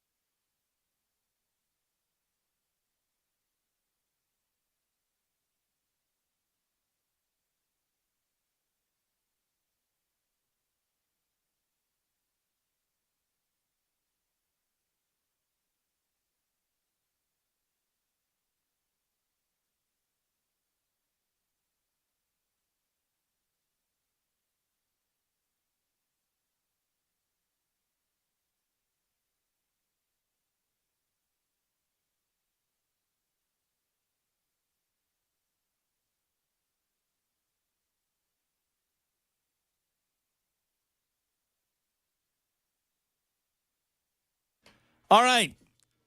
The organization, the Pamphleteer, has put out an interesting cryptic post, a photograph of Representative Afton Bain. Have you seen this post? I reposted it. Yes, I've gandered at it. Uh-huh. So this is Afton Bain, someone that I refer to as the cutest little communist in Tennessee. And Representative Todd Warner. I have a history with Todd Warner only in as much as Warner, as a representative, secretly, clandestinely recorded Tory Venables with Americans for Prosperity and then lied to me about it and said that he didn't. But then he gave that recording to News Channel 5's Phil Williams. Y'all remember this? And I challenged him on this. And he got mad at me he claimed that he didn't record it. I'm like, well, Tori Venables was not aware that she was being recorded, Todd. It was just you and Tori on the phone. Either you recorded it or someone broke the law and recorded it. I don't know what they're talking about. Well, of course you do. You recorded it, man. No need to lie about it. And then he gave the recording to Phil Williams, and he was somehow trying to catch Tori Venables in some sort of a awkward position, but I think Tory was advocating at the time for Americans for Prosperity for school choice, something that Todd Warner voted against. Which is for the subject of this conversation, neither here nor there. But we've endeavored to get Todd back on the show for a variety of things, and he has declined the invitation. Maybe he's too busy doing other things. I don't know. Maybe he's too busy in his office doing other things. I mean, I don't know why he would decline the invitation. It's my understanding that everyone in the General Assembly knows that Todd Warner has almost unnatural amounts of energy for a man his age. I've heard that. 54 years old. Just an incredible amount of energy for a 54-year-old, I'm told. That said, so the pamphleteer has come out with a photograph of Representative Todd Warner and Representative Afton Bain at a podium together. And what did the caption say, Jackson? I don't know what that means. What does the caption say? The caption reads, "Love is in the air." Huh. Is it Valentine's Day? No. I mean, what do you think that means? I don't know. Well, let's couple that with this, shall we? State Representative Afton Bain, according to a brand new report by Tom Pappert with the Tennessee Star, an organization that I trust. I trust Michael Patrick Leahy. The Tennessee General Assembly's Office of Legislative Administration confirmed to the Tennessee Star, and I would note that this information was confirmed to me earlier today as well by another source, that State Representative Afton Bain requested that her former assistant be reassigned. The Tennessee Star inquired about the status of Bain's former legislative assistant, a woman by the name of Abigail Plemons or Plemons or Plymans. How would you pronounce that, Jackson? Plemons. Plemons? I'll go with Plemons. Plemons? Okay, we'll go with Plemons. It's my understanding that she goes by the name Abby, but one way or the other, Abigail Plemons was reassigned at the request of Afton Bain, after a source stated that Plemons no longer served the lawmaker, and after observing the General Assembly's webpage for Bain no longer served as a staffed contact for her office. Plemons was listed as the contact in a version of the webpage that was archived in June. The director of the Legislative Administration at the General Assembly told the Tennessee Star, after being asked whether Plemons was on leave, the legislative assistant was not placed on administrative leave. At the request of the member, their former assistant is transitioning to a new office. This is a routine transfer between legislative offices that occurs regularly in the General Assembly, said the spokesperson. Legislative Administration did not explain when Bain requested for Plemons to be reassigned, and a press inquiry from the Star to Bain seeking clarification about when she made the request was not immediately returned. The departure from Bain's legislative office comes as she campaigns for the Democrat nomination to represent Tennessee's 7th Congressional District. Days before officially filing her campaign paperwork, the Dickson County Democrats celebrated Bain as their very own AOC of Tennessee. That's over there in Dickson County.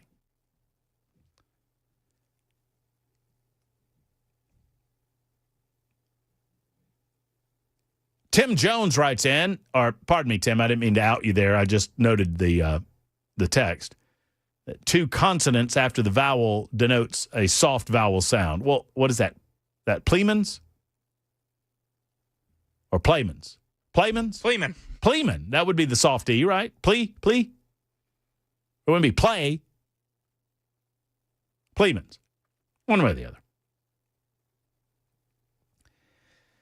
All right, so you know that Afton has been accused of playing fast and loose with the law in terms of outing Immigration and Customs Enforcement agents in Nashville. She's now running for the 7th District. She's appeared on this radio show in the past, and I don't know why she's reassigning or demanding that her legislative assistant be reassigned.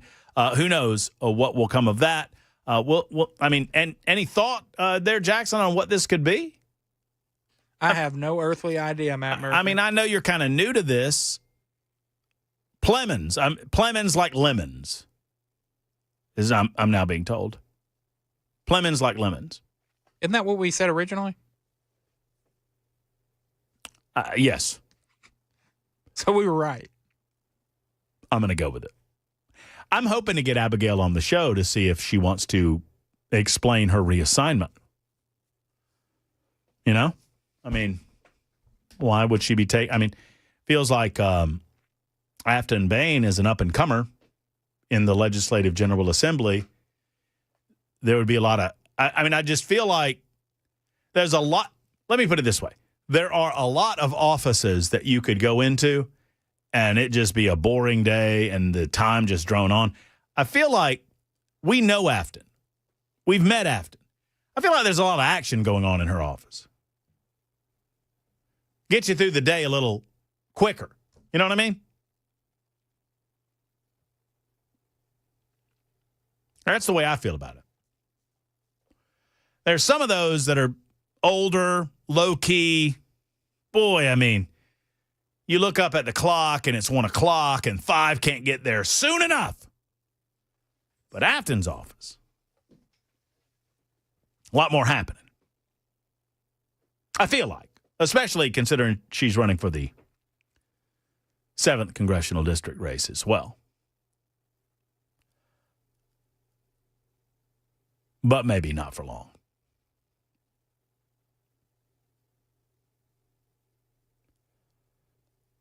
So I'm being told on the super text, not the super text, pardon me, the live chat, that apparently Abigail, what did we say it was? Plemons, like lemons. Plemons, like lemons. Plemons worked for State Representative Kevin Raper, R-A-P-E-R. I don't know. Up until 2024, she an administrative aide prior to working for Afton Bain.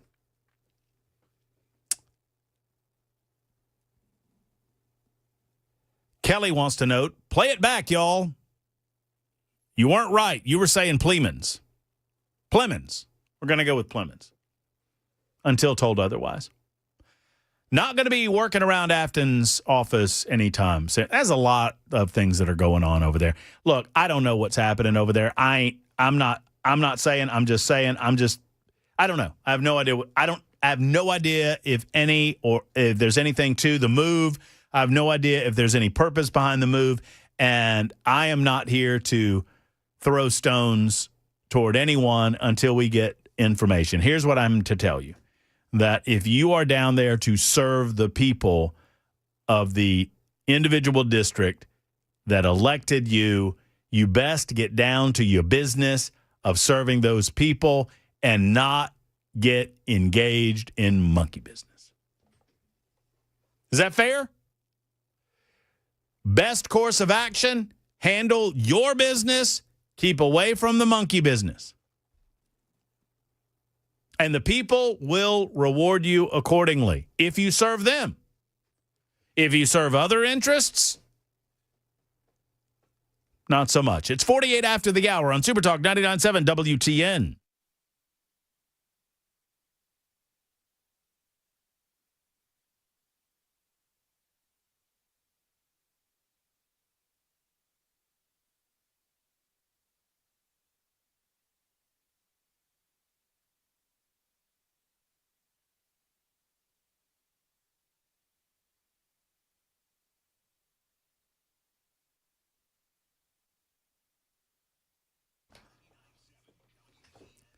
Hello, friends. It's Matt Murphy for Cover Nash. Ladies and gentlemen, Cover Nash is a wonderful organization. I'm proud to be a part of them. I'm proud to have Shane Ring on the team, and I'm proud to be a part of his team. And my part is simply to get you to call. That's my job, is to convince you that you're probably not getting the most out of your insurance. You probably want to get more out of your insurance, and you probably don't understand your insurance. And I know I don't. I mean, insurance, it feels like a mathematics examination, and I don't know if I'm getting the most out of my health insurance. Actually, I take that back. I do, because Shane has gone over my plan. And Shane has given me the thumbs up. He can give you the thumbs up, too. But if you're not getting the most, if you're not maximizing your dollar, if you need more coverage, they have plans available for you. As a matter of fact, a nationwide PPO plan that gives you the freedom to choose your doctor anywhere in the United States of America without the headaches. Only a $250 deductible and flat copays after the deductible. Outpatient surgery for just $200 or $250, I should say, in copay. That's an incredible value, and you can find out more by going to the website, covernash.com. That's covernash.com, because they cover Nashville, Tennessee, and the surrounding communities with all of your health insurance needs. See what they did there? You can also give them a call at 615-465-0023. 465-0023 for our friends at Cover Nash.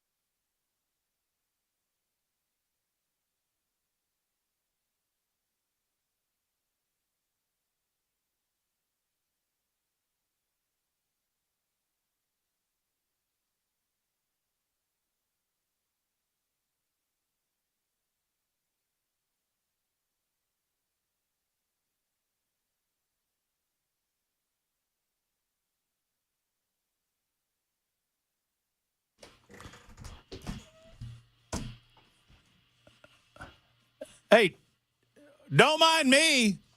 Take your time. Don't mind the radio show there, Action Jackson. You take your time getting back into position. That's okay. We just got another 5 minutes to do. That's all right. You like this shirt on me? I do. Yeah. I was accused of looking like a Charlie Sheen wannabe. I've been accused of looking like I'm a reject from a bowling tournament. I've been accused of looking like a badger. I don't know. I like it, though. Have you heard about this little kitty cat that got rescued? No. This is a little bit of a heartwarming story, considering that we know the end. A kitten is continuing to recover after reportedly being found with burns near the site of the Tennessee Valley Authority implosion earlier this month. You know, they imploded the big stack that used to be the nuclear stack. Yeah. Smith County Humane reports that the kitten named Ashton, see what they did there? Ashton, was found covered in ash and with burns. Ashton was found with the injuries after the TVA tower in Hartsville was brought down, according to the Humane Society. The TVA released a following statement. Safety for people, pets, and wildlife is always our top priority in the days, hours, and minutes leading up to the Hartsville cooling tower implosion. TVA employed both aerial drones and ground crews to carefully survey the area. These inspections are a standard, exhaustive part of our process to ensure the site is secure and clear of humans, animals, and potential hazards before any work proceeds. No ash or hot spots resulted from the implosion, and the dust created from the concrete tower was minimal and settled quickly. Although we have no way to verify if the implosion caused Ashton's ailments, we wish him the best in his recovery and hope he finds a forever home he deserves. Very cute little kitten. I'm not a cat guy, but I got to say, that's a cute little kitten. Smith County Humane said the kitten has started to heal, has a long road to recovery, and they're working to gather donations to help Ashton's recovery. That would be the Smith County Humane Society. You can find them online. Oh, they wrote a very, very sweet. They said, imagine being a little kitten, enjoying your day, chasing birds and butterflies in the fields, when all of a sudden, a boom! They didn't say that. I did that. But after an emergency vet visit last night, information about the kitten that they're called Ashton. So, yeah, this little cat avoided ultimate catastrophe. It's easy. I don't blame TVA here. I mean, they do their best. They've got to get this cooling tower down, and to the best of their ability, they're going to do what they can to clear the area of all, people first, big critters second, other wildlife third, et cetera, and then, bring the thing down and make sure everybody's as safe as possible. You're probably not going to be able to do that for everyone, and then there you go. A lot of conversation about 4317 says I look like Orson Welles. What are we talking about here? Are we talking about, I feel like you're saying I look like Elvis. Are we talking about fat Elvis? Are we talking about skinny Elvis? Are we talking about some version of both? There's fat Orson and there's skinny Orson. And I'm a little worried if I'm getting called the former as opposed to the latter. I hope it's the latter. Or maybe somewhere in between. Not quite War of the Worlds, young Orson, but not quite. What did he do at the end of his life? What was he doing? He was doing wine commercials. Is that right? See, I say this. You don't even know who I'm talking about, do you? It's okay. It's all right. Wasn't he an author? He was not an author. That was Orson Welles? Oh, very good, though. That was H.G. Wells. You're thinking about H.G. Wells, who wrote The Time Machine and War of the Worlds. Orson Welles was an actor and director. He starred in The Third Man. I think it's Third Man, right? Or Thin Man. But his big claim to fame was he directed Citizen Kane, widely considered to be one of the most, if not the most influential film of all times, and one that you might be watching on one of these weekends very, very soon if we get our Jackson Murphy movie challenge going. And you guys can join in on that. All right, it's time to go. Mark Levin is coming up next. We're back tomorrow for a Wednesday edition. Friends, I've enjoyed it. I hope you have as well. Hug your loved ones. So long, everybody.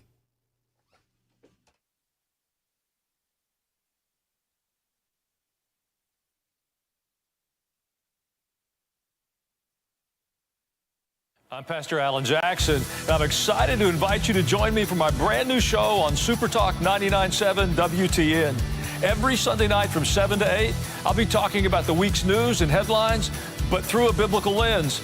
Together, we'll look at what's happening in our world and how God's Word can guide us through it. Join me, Pastor Alan Jackson, Sunday evenings at 7 on Super Talk 99.7 WTN. And you can listen on iHeartRadio and tune in.